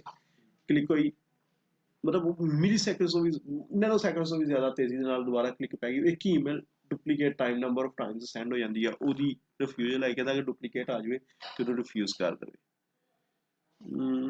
ਹੋਰ ਇਹਦੇ ਵਿੱਚ ਕੋਈ ਐਸਾ ਚੀਜ਼ ਨਹੀਂ ਹੈਗੀ, ਠੀਕ ਹੈ ਬਾ ਇਹੀ ਚੀਜ਼ਾਂ ਇਹਦੇ ਵਿੱਚ। ਆਨਰਸ ਵਗੈਰਾ ਵੈਸੇ ਮਤਲਬ ਸੌਰੀ ਕਿਹੜੀ ਵਾਲੀ? ਇਹ ਉੱਪਰ ਆਨਰਸ ਲਿਖਿਆ ਵਾ, ਆਨਰ ਵੈਰੀਫਾਈ ਸੌਰੀ ਨਾਲ ਵਾਲੀ ਰਾਈਟ ਇਹ ਵਾਲੀ ਹਾਂਜੀ ਨਹੀਂ ਮੈਨੂੰ ਵੈਸੇ ਠੀਕ ਹੈ, ਕੋਈ issue ਆਨਰ ਨਹੀਂ। ਐਕਸਪ੍ਰੈਸ਼ਨ ਮੈਨੂੰ ਇਹਦਾ ਪਤਾ ਨਹੀਂ ਹੈਗੀ, ਸ਼ਾਇਦ ਹੈਗੀ ਆ ਨਾਰਮਲੀ ਨॉन ਚੈੱਕ ਹੀ ਹੁੰਦਾ, ਇਹਦਾ ਕੋਈ ਜ਼ਰੂਰੀ ਨਹੀਂ ਹੁੰਦਾ ਹੈਗਾ। ਪੋਰਟਸ, ਇਹ ਪੋਰਟਸ ਦੀ ਗੱਲ ਹੋ ਰਹੀ ਸੀ, ਕਿਹੜੀਆਂ ਪੋਰਟਾਂ ਐਕਚੁਅਲੀ ਉਹ ਕਹਿ ਰਿਹਾ ਕਿ SMTP ਆਊਟਬਾਉਂਡ ਵਾਸਤੇ 25 ਪੋਰਟ ਇਸਤੇਮਾਲ ਹੋ ਰਹੀ, ਤੁਸੀਂ ਚੇਂਜ ਕਰ ਸਕਦੇ ਹੋ ਆਪਣੀ ਮਰਜ਼ੀ ਦੇ ਨਾਲ, ਕੋਈ ਪੋਰਟ ਰੱਖ ਸਕਦੇ ਹੋ। ਕਹਿ ਰਹੇ ਮੈਂ 25 ਦੇ ਥਰੂ ਨਹੀਂ ਨਿਕਲਵਾਉਣੀ, ਮੈਂ ਆਪਣੀ ਪੋਰਟ 30 ਕਰ ਦੇਣੀ ਆ SMTP ਦੀ, ਮੈਂ ਆਪਣੀ ਪੋਰਟ 25 ਦੇ ਥਰੂ ਨਹੀਂ ਨਿਕਲਵਾਉਣੀ। ਇਸ ਕੇਸ ਦੇ ਵਿੱਚ ਤੁਹਾਨੂੰ ਕਲਾਇੰਟ ਦੇ ਉੱਪਰ ਕਲਾਇੰਟ ਕਨਫੀਗਰੇਸ਼ਨ ਦੇ ਟਾਈਮ ਤੇ ਉੱਤੇ SMTP ਪੋਰਟ ਚੇਂਜ ਕਰਨੀ ਪੈਂਦੀ ਹਰ ਕਲਾਇੰਟ ਤੇ। ਨਾਰਮਲੀ ਡਿਫਾਲਟ ਪੋਰਟ 25 ਚੱਲ ਹੀ ਹੁੰਦੀ ਆ, ਅਦਰਵਾਈਜ਼ ਅਸੀਂ ਇੱਥੇ ਖੇਲਣਾ ਤਾਂ ਫਿਰ ਅੱਗੇ ਜਾ ਕੇ ਵੀ ਖੇਲਣਾ। ਸੇਫ ਸਾਈਡ ਸਿਰ ਚੇਂਜ ਕਰ ਲੈ ਬੰਦਾ, ਨਹੀਂ ਕਰਨੀ ਚਾਹੀਦੀ। ਹੋਰ ਦੇਖੋ ਰਾਊਟਸ ਇਸਤੇਮਾਲ ਕਰ ਲੈਣੇ ਚਾਹੀਦੇ ਆ, ਤੁਹਾਡੀ ਆਪਣੀ ਮੈਨੇਜਮੈਂਟ ਬਿਹਤਰ ਹੋ ਜਾਂਦੀ ਬਜਾਏ ਇਹਦੇ ਕਿ ਤੁਸੀਂ ਨਾ ਡਿਫਾਲਟ ਕਨਫੀਗਰੇਸ਼ਨ ਦੇ ਉੱਤੇ ਕਿਸੇ ਜਗ੍ਹਾ ਤੇ ਜਾ ਕੇ ਯੂਜ਼ਰ ਬਾਹਰ ਕੋਈ ਐਸਾ ਯੂਜ਼ਰ ਬੈਠ ਜਾਂਦਾ ਤੁਹਾਡਾ, ਤੁਸੀਂ ਅਵੇਲੇਬਲ ਨਹੀਂ ਹੈਗੇ, ਉਹ ਖੁਦ ਈਮੇਲ ਐਡਰੈਸਿਸ ਨਾਲ ਖੇਲਣਾ ਬਹੁਤ ਸਾਰੇ ਲੋਕਾਂ ਨੂੰ ਸ਼ੌਕ ਹੁੰਦਾ, ਖੁਦ ਈਮੇਲ ਐਡਰੈਸਿਸ ਨਾਲ ਖੇਲਣਾ ਸ਼ੁਰੂ ਕਰਦਾ, ਕ੍ਰਿਟੀਕਲ ਯੂਜ਼ਰ ਆ ਤੁਹਾਨੂੰ ਤੰਗ ਕਰਦਾ ਰਹੇਗਾ। ਕਿੰਨਾ ਵਜੇ ਦੀ ਤੰਗੀ ਤੁਸੀਂ ਕਿਉਂ ਲੈਣੀ? ਹਾਂ, ਇੱਕ ਯੂਜ਼ਰ somehow ਕਿਤੇ ਉਹ ਬਾਹਰ ਗਿਆ, ਉਹਨੂੰ ਉਸ ਜਗ੍ਹਾ 'ਤੇ ਜਾ ਕੇ 25 ਪੋਰਟ ਬੰਦ ਹੋਈ ਤੇ ਉਹਨੂੰ ਤਕਲੀਫ ਹੋਈ, ਉਦੋਂ ਤੁਹਾਨੂੰ ਤੰਗ ਕਰੇ। ਉਹਦੇ ਵਾਸਤੇ ਅਸੀਂ 366 ਪੋਰਟ ਯੂਜ਼ ਕਰ ਲਈਦੀ ਆਪਣੇ ਕੇਸ ਵਿੱਚ। ਨਾਰਮਲੀ ਜਿਹੜੇ ਬਾਹਰਲੇ ਯੂਜ਼ਰ ਹੁੰਦੇ ਨੇ ਸਾਹਿਬਾਨ, ਉਹਨਾਂ ਨੂੰ ਅਸੀਂ 25 ਤੋਂ ਕਢਾਈ ਦੇਣੀ, 366 ਤੋਂ ਕਢਾਈ ਦਾ। ਉਹਨੂੰ ਅਸੀਂ 366 ਤੇ ਰੱਖੀ ਦਾ। 366 ਨਾਰਮਲੀ ਬਲੌਕ ਆਉਂਦੀ, 366 ਹਰ ਨੈਟਵਰਕ ਦੇ ਉੱਪਰ ਚੱਲ ਜਾਂਦੀ ਹੈ, ਤੁਹਾਨੂੰ 366 ਤੇ ਰੱਖ ਲਈਦਾ। SMTP ਦੀ ਆਊਟਬਾਊਂਡ 25 ਹੈਗੀ, SMTP ਦੀ ਇਨਬਾਊਂਡ ਵੀ 25 ਹੈਗੀ, ਠੀਕ ਹੈ। ਇਨਬਾਊਂਡ ਆਊਟਬਾਊਂਡ ਦਾ ਫਰਕ ਮੈਂ ਤੁਹਾਨੂੰ ਦੱਸ ਚੁੱਕਿਆ। ਮੈਸੇਜ ਸਰਵਿਸ ਐਕਸੈਸ ਪ੍ਰੋਟੋਕੋਲ ਦੀ 587 ਹੈਗੀ ਆ, 366 ਹੈਗੀ ਆਊਟਗੋਇੰਗ ਦੀ, ਠੀਕ ਹੈ। SMTP ਅਗਰ SSL ਹੋਵੇਗਾ ਤਾਂ 465 ਸਾਨੂੰ ਨਾਰਮਲੀ ਪਤਾ ਹੈਗਾ। ਪੌਪ ਦੀ 110 ਵਾ, ਇਨਬਾਊਂਡ ਆਊਟਬਾਊਂਡ ਦੋਨੋਂ ਇਹੀ ਆ ਪੌਪ ਵਾਸਤੇ। IMAP ਦੀ 143 ਆ, SSL ਆਨ ਹੋਵੇਗਾ ਤਾਂ 995 ਆ, ਠੀਕ ਹੈ। SSL ਕਿੱਦਾਂ ਆਨ ਹੋਣਾ ਬਾਅਦ ਦੇਖ ਲੈਂਦੇ। DNS ਦੀ ਪੋਰਟ ਤੇ ਬਾਕੀ ਇਹ ਨਾਰਮਲੀ ਪੋਰਟਾਂ ਸਾਨੂੰ ਪਤਾ ਹੀ ਹੈਗਾ। DNS ਦੀ ਜਿਹੜੀ 53 ਵਗੈਰਾ ਲਿਸਨਿੰਗ ਦੀ ਪੋਰਟ ਹੈਗੀ, ਇਹ ਡਿਫਾਲਟ ਐਕਚੁਅਲੀ ਅਗਰ ਉਹ ਚੇਂਜ ਕਰਨੀਆਂ ਵੀ ਤਾਂ ਇਹ ਚੇਂਜ ਨਹੀਂ ਹੁੰਦੀਆਂ, ਉਹ ਸਟੈਂਡਰਡ ਪੋਰਟਾਂ ਹੈਗੀਆਂ। DNS ਕਹਿੰਦਾ ਜੀ ਕਿ ਤੁਸੀਂ ਕਿਹੜਾ ਯੂਜ਼ ਕਰਾਉਣਾ। ਤੁਸੀਂ ਅਗਰ ਤੇ ਵਿੰਡੋਜ਼ ਵਾਲੇ DNS ਯੂਜ਼ ਕਰਾਣੇ ਆ ਤੇ ਚੈੱਕ ਬਾਕਸ ਲਗਾ ਦਿਓ। ਵਿੰਡੋਜ਼ ਤੇ ਸੌਰੀ ਜਿਹੜੇ ਨੈਟਵਰਕ ਕੌਨਫੀਗਰੇਸ਼ਨ ਨੈਟਵਰਕ ਦੇ ਵਿੱਚ ਤੇ ਅਗਰ ਇਹ DNS ਨਹੀਂ ਚੇਂਜ ਕਰਾਣੇ ਤੇ ਆਪਣੇ DNS ਤੁਸੀਂ ਦੇ ਸਕਦੇ। ਨਾਰਮਲੀ ਅਸੀਂ ਇਹ ਚੈੱਕ ਬਾਕਸ ਨਹੀਂ ਰੱਖੀਦਾ। ਓਪਨ DNS ਪਹਿਲੇ ਦੇਈਦਾ ਵਾ, ਪ੍ਰੈਫਰਡ ਦੇ ਵਿੱਚ ਓਪਨ DNS ਦੇ ਦੇਈਦਾ, .8.8 ਗੂਗਲ ਦੇ DNS, ਔਰ ਉਸ ਤੋਂ ਅਗਲੇ DNS ਜਿਹੜੇ ਹੈਗੇ ਨਾਰਮਲੀ ISPs ਦੇ ਮੋਸਟਲੀ ਸਮਟਾਈਮਸ ਐਸਾ ਵੀ ਹੁੰਦਾ ISPs ਦੇ ਪੋਪੂਲੇਟ ਨਹੀਂ ਹੋਏ ਹੁੰਦੇ, ਪ੍ਰੋਪਗੇਟ ਨਹੀਂ ਹੋਏ ਹੁੰਦੇ, ਤੇ ਉਹ ਕੁਛ ਡੋਮੇਨਾਂ ਦੇ ਉੱਤੇ ਪ੍ਰੋਬਲਮ ਕਰ ਜਾਂਦੇ। ਇਸ ਤੋਂ ਓਪਨ DNS ਪਹਿਲੇ ਦੇ ਦੀਦਾ ਵਾ ਸਪੇਸ ਦੇ ਨਾਲ, ਤੁਸੀਂ ISPs ਦੇ DNS ਦੇ ਦਿੰਦੇ। ਟਾਈਮ ਆਊਟਸ ਹੈਗਾ ਕਿ ਇੱਕ ਸੈਸ਼ਨ ਤੁਹਾਡਾ ਬਿਲਡ ਹੋਇਆ ਆ, POP3 ਇੱਕ ਸੈਸ਼ਨ ਲੱਗਾ, ਇੱਕ ਯੂਜ਼ਰ ਹੈਗਾ ਉਹ ਕਿਤਨੀ ਦੇਰ ਬਾਅਦ ਆਟੋਮੈਟਿਕਲੀ ਸਰਵਰ ਨੂੰ ਡਿਸਕਨੈਕਟ ਕਰ ਦੇਵੇ। IMAP ਸੈਸ਼ਨਸ ਦੇ ਵਿੱਚ ਸਪੋਜ਼ ਮੇਰਾ ਸਿਸਟਮ ਮੋਬਾਈਲ ਲੱਗ ਗਿਆ ਸਰਵਰ ਦੇ ਨਾਲ, ਹੁਣ ਇਹ ਈਮੇਲਾਂ ਸਿੰਕ ਕਰਨੀਆਂ ਸ਼ੁਰੂ ਕਰ ਗਿਆ। ਮੈਂ ਕਿਹਾ ਪੁਆਇੰਟ ਟੂ ਪੁਆਇੰਟ ਕਮਿਊਨੀਕੇਸ਼ਨ ਹੈ, ਇਹ ਈਮੇਲਾਂ ਸਿੰਕ ਕਰਨੀਆਂ ਸ਼ੁਰੂ ਹੋ ਗਿਆ। ਮਤਲਬ ਮੈਂ ਇੱਥੇ ਬੈਠਾ ਈਮੇਲਾਂ ਪੜ੍ਹੀ ਜਾ ਰਿਹਾ, ਮੇਰਾ 100 ਯੂਜ਼ਰ ਲੱਗ ਗਏ। ਹੁਣ 101 ਲਿਮਿਟ ਹੀ 100 ਯੂਜ਼ਰਸ ਦੀ ਹੈ, ਲਿਮਿਟ ਵੀ ਇੱਥੇ ਡਿਫਾਈਨ ਹੁੰਦੀ, ਲਿਮਿਟ ਹੀ 100 ਯੂਜ਼ਰਸ ਦੀ। 101ਵਾਂ ਯੂਜ਼ਰ ਕਹਿੰਦਾ ਯਾਰ ਮੇਰੀਆਂ ਤਾਂ ਈਮੇਲਾਂ ਹੀ ਨਹੀਂ ਆਉਂਦੀਆਂ ਪਈਆਂ। ਕੀ ਵਜ੍ਹਾ ਕਿ ਇਹ ਯੂਜ਼ਰ ਮੁਸਲਸਲ ਕੰਟੀਨਿਊਸਲੀ ਜੁੜਿਆ ਹੈ। ਅੱਛਾ ਨਹੀਂ ਵੀ ਜੁੜਿਆ, ਇੱਕ ਵਾਰੀ ਇਹ ਯੂਜ਼ਰ ਨੇ ਜਦੋਂ ਇੱਕ ਯੂਜ਼ਰ ਨੇ IMAP ਲਗਾ ਦਿੱਤਾ ਨਾ, ਉਹ ਅਸੀਂ ਉਹਨੂੰ ਕਹਿਤਾ 10 ਮਿੰਟ ਬਾਅਦ ਉਹਨੂੰ ਡਿਸਕਨੈਕਟ ਕਰੇ। ਉਹਨੇ 10 ਮਿੰਟ ਬਾਅਦ ਨਹੀਂ ਵੀ ਯੂਜ਼ ਹੋ ਰਿਹਾ ਸੈਸ਼ਨ, ਉਹ 10 ਮਿੰਟ ਬਾਅਦ ਡਿਸਕਨੈਕਟ ਹੋਣਾ। ਹੁਣ 10 ਮਿੰਟ ਤੱਕ ਦੂਸਰਾ ਯੂਜ਼ਰ ਨਹੀਂ ਆ ਕੇ ਲੱਗ ਸਕਦਾ, ਮਤਲਬ ਅਗਰ ਕੋਟਾ ਫਿਲ ਹੋ ਚੁੱਕਿਆ ਵਾ। ਸੋ ਅਸੀਂ ਕੀ ਕਰੀਦਾ ਕਿ ਅਸੀਂ ਉਹਨੂੰ ਕਹੀਦਾ ਯਾਰ ਟੈਨੋਰ ਟਾਈਮ ਘੱਟ ਤੋਂ ਘੱਟ ਰੱਖ, ਇਹਦਾ 10 ਮਿੰਟ ਦੀ ਬਜਾਏ 2 ਮਿੰਟ ਤੇ ਕਰ ਦੇ। 2 ਮਿੰਟ ਬਾਅਦ ਅਗਰ ਇਹ ਯੂਜ਼ ਕਰ ਰਿਹਾ ਵਾ ਤਾਂ ਰਿਫਰੈਸ਼ ਹੋ ਜੇ, ਅਗਰ ਇਹ ਯੂਜ਼ ਨਹੀਂ ਕਰ ਰਿਹਾ ਇਨਐਕਟਿਵ ਹੋ ਗਿਆ ਵਾ ਤੇ ਡਿਸਕਨੈਕਟ ਕਰ ਦੇ, ਇਹਨੂੰ ਫਰਕ ਕਰ ਦੇ, ਇਹਦੀ ਜਗ੍ਹਾ ਤੇ ਕਿਸੇ ਹੋਰ ਨੂੰ ਜਗ੍ਹਾ ਦੇ ਦੇਵੇ। ਲੌਜਿਕ ਵੀ ਇਹੀ ਬਣਦੀ ਨਾ। ਹੁਣ ਇਹ ਤੇ ਕੋਈ ਗੱਲ ਨਹੀਂ ਹੋਈ ਕਿ ਯੂਜ਼ਰ ਇੱਕ ਵਾਰੀ ਸਿੰਕ ਹੋਇਆ, ਸਿੰਕ ਹੋਣ ਦੀ ਕੋਸ਼ਿਸ਼ ਕੀਤੀ, ਚਲੋ ਹੋ ਗਿਆ, ਈਮੇਲਾਂ ਨੇ ਡਾਊਨਲੋਡ ਕਰ ਲਈਆਂ, ਹੁਣ ਅਗਲੇ 10 ਮਿੰਟ ਤੱਕ ਇਹ ਲੱਗਾ ਹੀ ਰਵੇ ਉੱਥੇ, 20 ਮਿੰਟ ਤੱਕ ਲੱਗਾ ਹੀ ਰਵੇ, 50 ਮਿੰਟ ਤੱਕ ਲੱਗਾ ਹੀ ਰਵੇ। ਸੋ ਇਹ ਟਾਈਮ ਆਊਟਸ ਇਹ ਨੇ, ਇਹ ਟਾਈਮ ਆਊਟਸ ਕਹਿ ਰਹੇ ਨੇ। ਪਹਿਲਾ ਟਾਈਮ ਆਊਟ ਹੈਗਾ ਐਕਚੁਅਲੀ ਇਹ ਚੀਜ਼ ਇੰਪੋਰਟੈਂਟ ਹੈਗੀ ਹੈ, ਇਹੀ ਅਸੀਂ ਬਸ ਮੁਕਾਣਾ ਮੈਨੂੰ ਪਤਾ ਸ਼ਾਇਦ ਬੋਰੀਅਤ ਤੁਰ ਪਏ ਅਸੀਂ, ਆਹੀ ਆ ਬਸ ਖਤਮ ਕਰ ਦੇਣਾ, ਖਤਮ ਕਰ ਦੇਣਾ ਇੰਸ਼ਾਅੱਲਾ। ਕਹਿੰਦਾ 30 seconds sockets to connect being giving up, 30 second ਤੇ ਕਹਿੰਦਾ ਜੀ ਕਿ 30 ਸੈਕਿੰਡ ਦਵੇ ਸੌਕਟ ਨੂੰ ਕੋਈ ਬੰਦਾ ਸੈਸ਼ਨ ਸਰਵਰ ਅਪ ਹੋਵੇ, ਸਰਵਰ ਦੀ ਸਰਵਿਸਿਜ਼ ਅਪ ਹੋਣ ਤੋਂ ਬਾਅਦ 30 ਸੈਕਿੰਡ ਤੇ ਸੈਸ਼ਨ ਜਿਹੜਾ ਇਹਦਾ ਨਾ 30 ਸੈਕਿੰਡ ਤੱਕ ਵੇਟ ਕਰੇ, ਫਿਰ ਸੈਸ਼ਨ ਲਗਾਵੇ। ਪ੍ਰੋਟੋਕੋਲ ਡਾਇਲਿੰਗ 30 ਸੈਕਿੰਡ ਦਾ ਹੈਗਾ। MX DNS ਹੈਗਾ, ਇਹ ਵੀ 10 ਸੈਕਿੰਡਸ ਹੈਗਾ। ਅੱਛਾ ਇਹਨੂੰ ਅਸੀਂ ਨਾਰਮਲੀ 45 ਕਰੀਦਾ DNS ਨੂੰ। MX DNS ਕੀ ਹੈਗਾ ਕਿ ਨੇਮ ਤੋਂ ਰਿਜ਼ੋਲਵ ਕਰਵਾਉਣਾ IP ਐਡਰੈਸ ਨੂੰ, ਥੋੜਾ ਜਿਹਾ ਟਾਈਮ ਜ਼ਿਆਦਾ ਦੇ ਦਿਓ। ਅਗਰ ਇੱਕ DNS ਤੇ ਨਹੀਂ ਪ੍ਰੋਪਗੇਟ ਕਰ ਸਕਿਆ ਤਾਂ ਦੂਸਰੇ DNS ਤੇ ਜਾਣ ਦਾ ਟਾਈਮ ਦੇਵੇ ਕਿ 10 ਸੈਕਿੰਡਸ ਬਾਅਦ ਡਿਸਕਨੈਕਟ ਨਾ ਹੋ ਜਾਵੇ। ਉਹਨੂੰ ਅਸੀਂ ਤਕਰੀਬਨ ਨਾਰਮਲੀ 40 ਸੈਕਿੰਡਸ ਰੱਖ ਦਈਦਾ, 45 ਸੈਕਿੰਡਸ ਰੱਖ ਦਈਦਾ ਉਹਨੂੰ ਕਿ 45 ਸੈਕਿੰਡਸ ਤੱਕ DNS। ਇਹ ਰਿਕਾਰਡ ਵੀ 45 ਸੈਕਿੰਡਸ ਹੀ ਹੈਗਾ। DNS ਰਿਕਾਰਡ ਆ ਦੈਨ ਨੇਮਿੰਗਰ ਆ, ਕੋਈ ਚੀਜ਼ ਨਹੀਂ। SMTP and POP3 session time outs 10 inactive minutes, ਕਿ 10 ਇਨਐਕਟਿਵ ਮਿੰਟਸ ਤੋਂ ਬਾਅਦ ਇਹਨੂੰ ਅਸੀਂ 5 ਮਿੰਟ ਕਰੀਦਾ ਨਾਰਮਲੀ। ਕਹਿੰਦਾ ਵੇਟ ਰਿਸਪੌਂਸ ਟਾਈਮ, ਇਹ ਵੀ 5 ਮਿੰਟ ਹੀ ਆਣਾ। IMAP session time out 30 inactive minutes, 30 minute ਅਗਰ ਇੱਕ IMAP ਸੈਸ਼ਨ ਲੱਗਾ, ਉਹ 30 ਮਿੰਟ ਬਾਅਦ ਉਹਨੂੰ ਡਿਸਕਨੈਕਟ ਕਰੇ। ਇਹਨੂੰ ਅਸੀਂ 5 ਤੋਂ ਵੱਧ ਨਹੀਂ ਰੱਖੀਦਾ, ਉਹ ਮੈਂ 10 ਕੀਤਾ ਸੀ ਸੇਫ ਸਾਈਡ। ਇਹਨੂੰ ਅਸੀਂ 5 ਤੋਂ ਵੱਧ ਨਹੀਂ ਰੱਖੀ। ਹੋਏਗਾ ਕਿ ਅਗਰ ਤੇ ਇਹ 5 ਮਿੰਟ ਤੱਕ ਮੁਸਲਸਲ ਬੰਦਾ ਜੁੜਿਆ ਹੀ ਹੋਇਆ ਵਾ, ਸੈਸ਼ਨ ਲੱਗਾ ਹੀ ਹੋਇਆ, 5 ਮਿੰਟ ਬਾਅਦ ਰਿਫਰੈਸ਼ ਹੋ ਜਾਏਗਾ।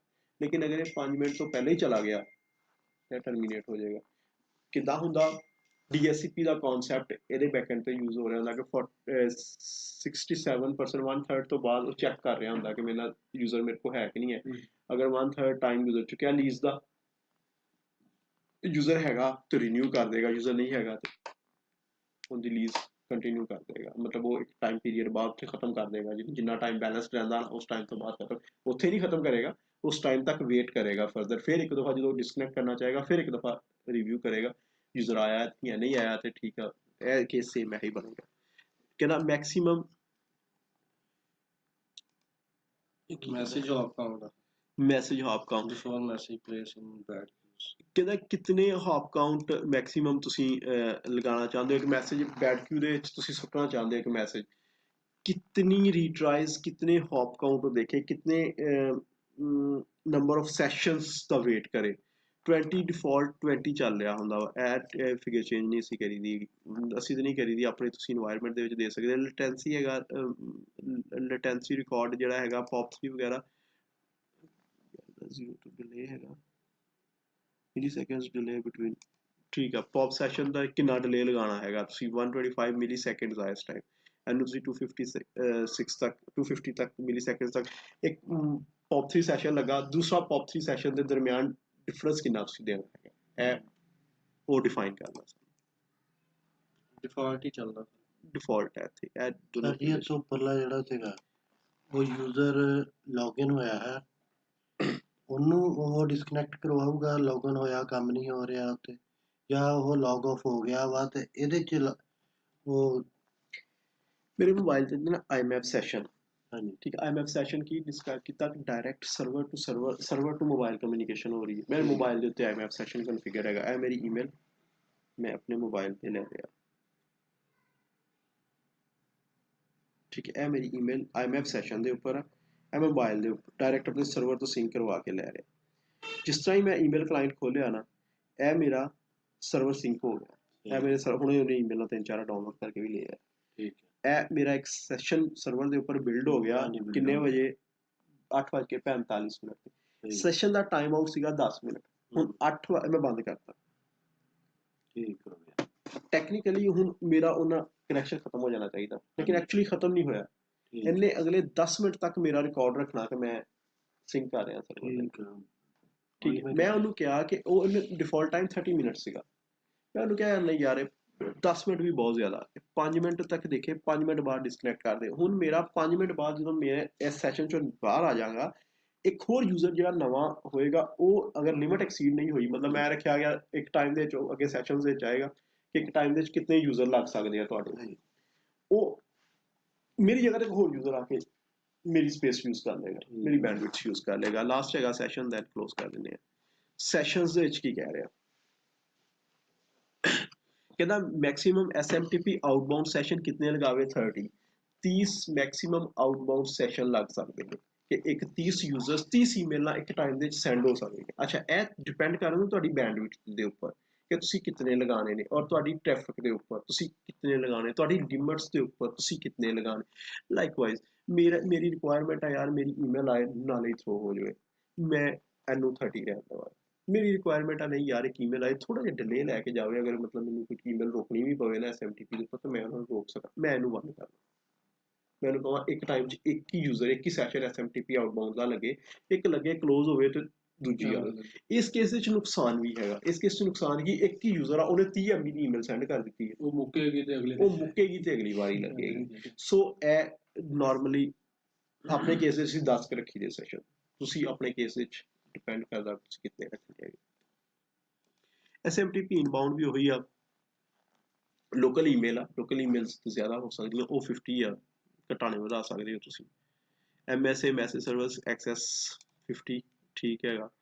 ਮੈਕਸਿਮਮ ਆਊਟਬਾਊਂਡ ਪਰ ਸੈਸ਼ਨ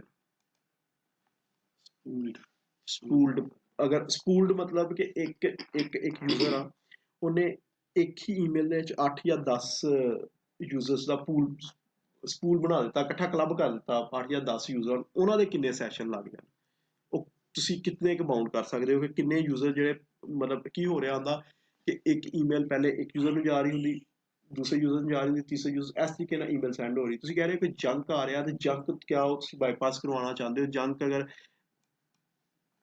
ਮਲਟੀਪਲ ਯੂਜ਼ਰ ਨੂੰ ਈਮੇਲ ਸੈਂਡ ਕਰਨੀ ਅਲਾਓ ਕਰਦੇ ਹੋ ਤੁਸੀਂ? ਅਲਾਓ ਕਰਦੇ ਹਾਂ ਅਸੀਂ, ਠੀਕ ਆ, ਕੋਈ ਇਸ਼ੂ ਨਹੀਂ ਹੈਗਾ। ਇਹਦੇ ਵਿੱਚ ਅਗਲੀ ਚੀਜ਼ ਹੈਗੀ ਆ maximum concurrent multi POP sessions. Maximum concurrent multi POP sessions ਕਿ ਤੁਸੀਂ ਤੁਹਾਡੇ ਕੋਲ 150 ਯੂਜ਼ਰਸ ਨੇ ਮਲਟੀਪੌਪ, 150 ਈਮੇਲ ਐਡਰੈਸਸ ਨੇ, ਇੱਕ ਟਾਈਮ 'ਚ ਕਿਤਨੇ ਯੂਜ਼ਰ ਡਾਊਨਲੋਡ ਈਮੇਲਾਂ ਕਰ ਸਕਦੇ ਨੇ? ਇੱਕ ਟਾਈਮ 'ਚ ਕਿਤਨੇ ਈਮੇਲ ਐਡਰੈਸਸ ਸਰਵਰ ਤੋਂ ਈਮੇਲਾਂ ਡਾਊਨਲੋਡ ਕਰ ਸਕਦੇ ਨੇ? ਇਸ ਕੇਸ ਵਿੱਚ ਅਗਰ 5 ਲੱਗੇ ਨੇ, ਇਹ ਡਿਪੈਂਡ ਕਰ ਰਿਹਾ ਹੁੰਦਾ ਤੁਹਾਡੀ ਬੈਂਡਵਿਡਥ ਦੇ ਉੱਪਰ, ਠੀਕ ਹੈ। ਨਾਰਮਲੀ ਅਸੀਂ ਇਹਨੂੰ 20 ਰੱਖੀਦਾ।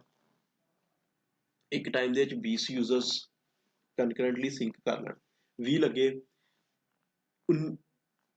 ਇੱਕ ਮੁੱਕ ਗਿਆ, ਇੱਕ ਹੋਰ ਲੱਗ ਗਿਆ, ਦੋ ਮੌਕੇ ਨੀਚੋਂ ਦੋ ਹੋਰ ਲੱਗ ਗਏ, ਇਸ ਤਰੀਕੇ ਨਾਲ ਅੰਟਿਲ ਦੈਟ ਕਿ 120 ਪੂਰੇ ਨਾ ਹੋ ਜਾਣ, ਜਾਂ ਜਿੰਨੇ ਵੀ ਤੁਹਾਡੇ ਨੰਬਰ ਆਫ ਯੂਜ਼ਰਸ ਨੇ ਉਹ ਪੂਰੇ ਨਾ ਹੋ ਜਾਣ। ਇਹ ਤੁਹਾਡੇ ਮਲਟੀਪੌਪ ਦੇ ਕਨਕਰੈਂਟ ਸੈਸ਼ਨਸ ਹੈਗੇ। ਇਹ ਆਈ ਮੈਪ ਦੇ ਕਨਕਰੈਂਟ ਸੈਸ਼ਨਸ ਮੈਂ ਅੱਗੇ ਦੱਸ ਰਿਹਾ ਸੀ। ਆਈ ਮੈਪ ਦੇ ਕਨਕਰੈਂਟ ਸੈਸ਼ਨਸ 130 ਡਿਫਾਲਟ ਹੈਗੇ ਨੇ। ਇਹਨੂੰ ਤੁਸੀਂ ਮਤਲਬ ਘਟਾ ਵਧਾ ਸਕਦੇ ਹੋ, ਡਿਪੈਂਡਸ ਅਪੋਨ ਯੂ। ਕੀ ਚਲਾ ਕੇ ਰਹੇ ਹੋ ਤੁਸੀਂ? ਮੈਂ ਇੱਥੇ ਚਲਾ ਰਿਹਾ 20, ਇੱਥੇ ਚਲਾ ਰਿਹਾ ਮੇਰੇ ਖਿਆਲ ਸ਼ਾਇਦ ਮੇਰੇ 50-50 ਨੇ ਦੋਨੋਂ, 50-50 ਚੱਲ ਰਿਹਾ। ਮੈਂ ਇਹਨੂੰ ਅਪਲਾਈ ਕਰ ਦਿੱਤਾ ਵੈਸੇ, ਕੀ ਕਹਿੰਦਾ ਯੂਰ ਆਈਪੀ ਐਡਰੈਸ ਡੀਐਨਐਸ ਦਾ ਸਰਵਰ ਗੂਗਲ ਦਾ ਹੀ ਪ੍ਰੋਬਲਮ, ਇਹ ਵਿੰਡੋਜ਼ ਦੇ ਦਿੱਤੇ ਜੁੜ ਗਿਆ ਸੀਗਾ ਤੇ ਬਹੁਤ ਜ਼ਿਆਦਾ। ਲਓ ਜੀ, ਇਹ ਸੀਗਾ ਸੈਸ਼ਨ ਕਲੋਜ਼। ਫਿਲਹਾਲ ਇੰਨੀ ਕਿ ਸੈਟਿੰਗਸ ਆ, ਬਾਕੀ ਫਿਰ ਇੰਸ਼ਾਅੱਲਾ ਕੱਲ ਕਰ ਲੈਂਦੇ ਹਾਂ। ਠੀਕ ਹੈ ਸਰ, ਜੇ ਕੋਈ ਹੋਰ ਕਰਨਾ ਤੇ ਅੱਗੇ ਕਰ ਲੈਂਦੇ ਹਾਂ। ਸਰ ਕਰੋ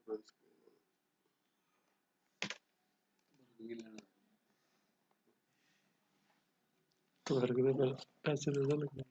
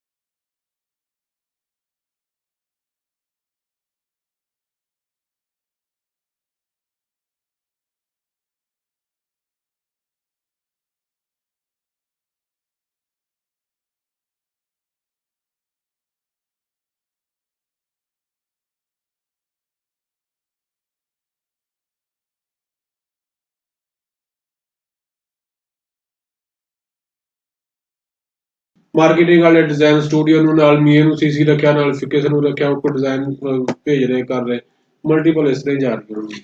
ਅੱਛਾ, ਵੈਬ ਤੋਂ ਇਮੇਜ ਡਾਊਨਲੋਡ ਕਰਨ ਦੇ ਦੋ ਪ੍ਰੋਸੀਜਰਸ ਕਹੇ ਜਾਂਦੇ, ਇੱਕ ਨੂੰ ਡੋਮੇਨ ਪੌਪ ਕਿਹਾ ਜਾਂਦਾ, ਇੱਕ ਨੂੰ ਮਲਟੀ ਪੌਪ ਕਿਹਾ ਜਾਂਦਾ। ਡੋਮੇਨ ਪੌਪ ਐਕਚੁਅਲੀ ਕੀ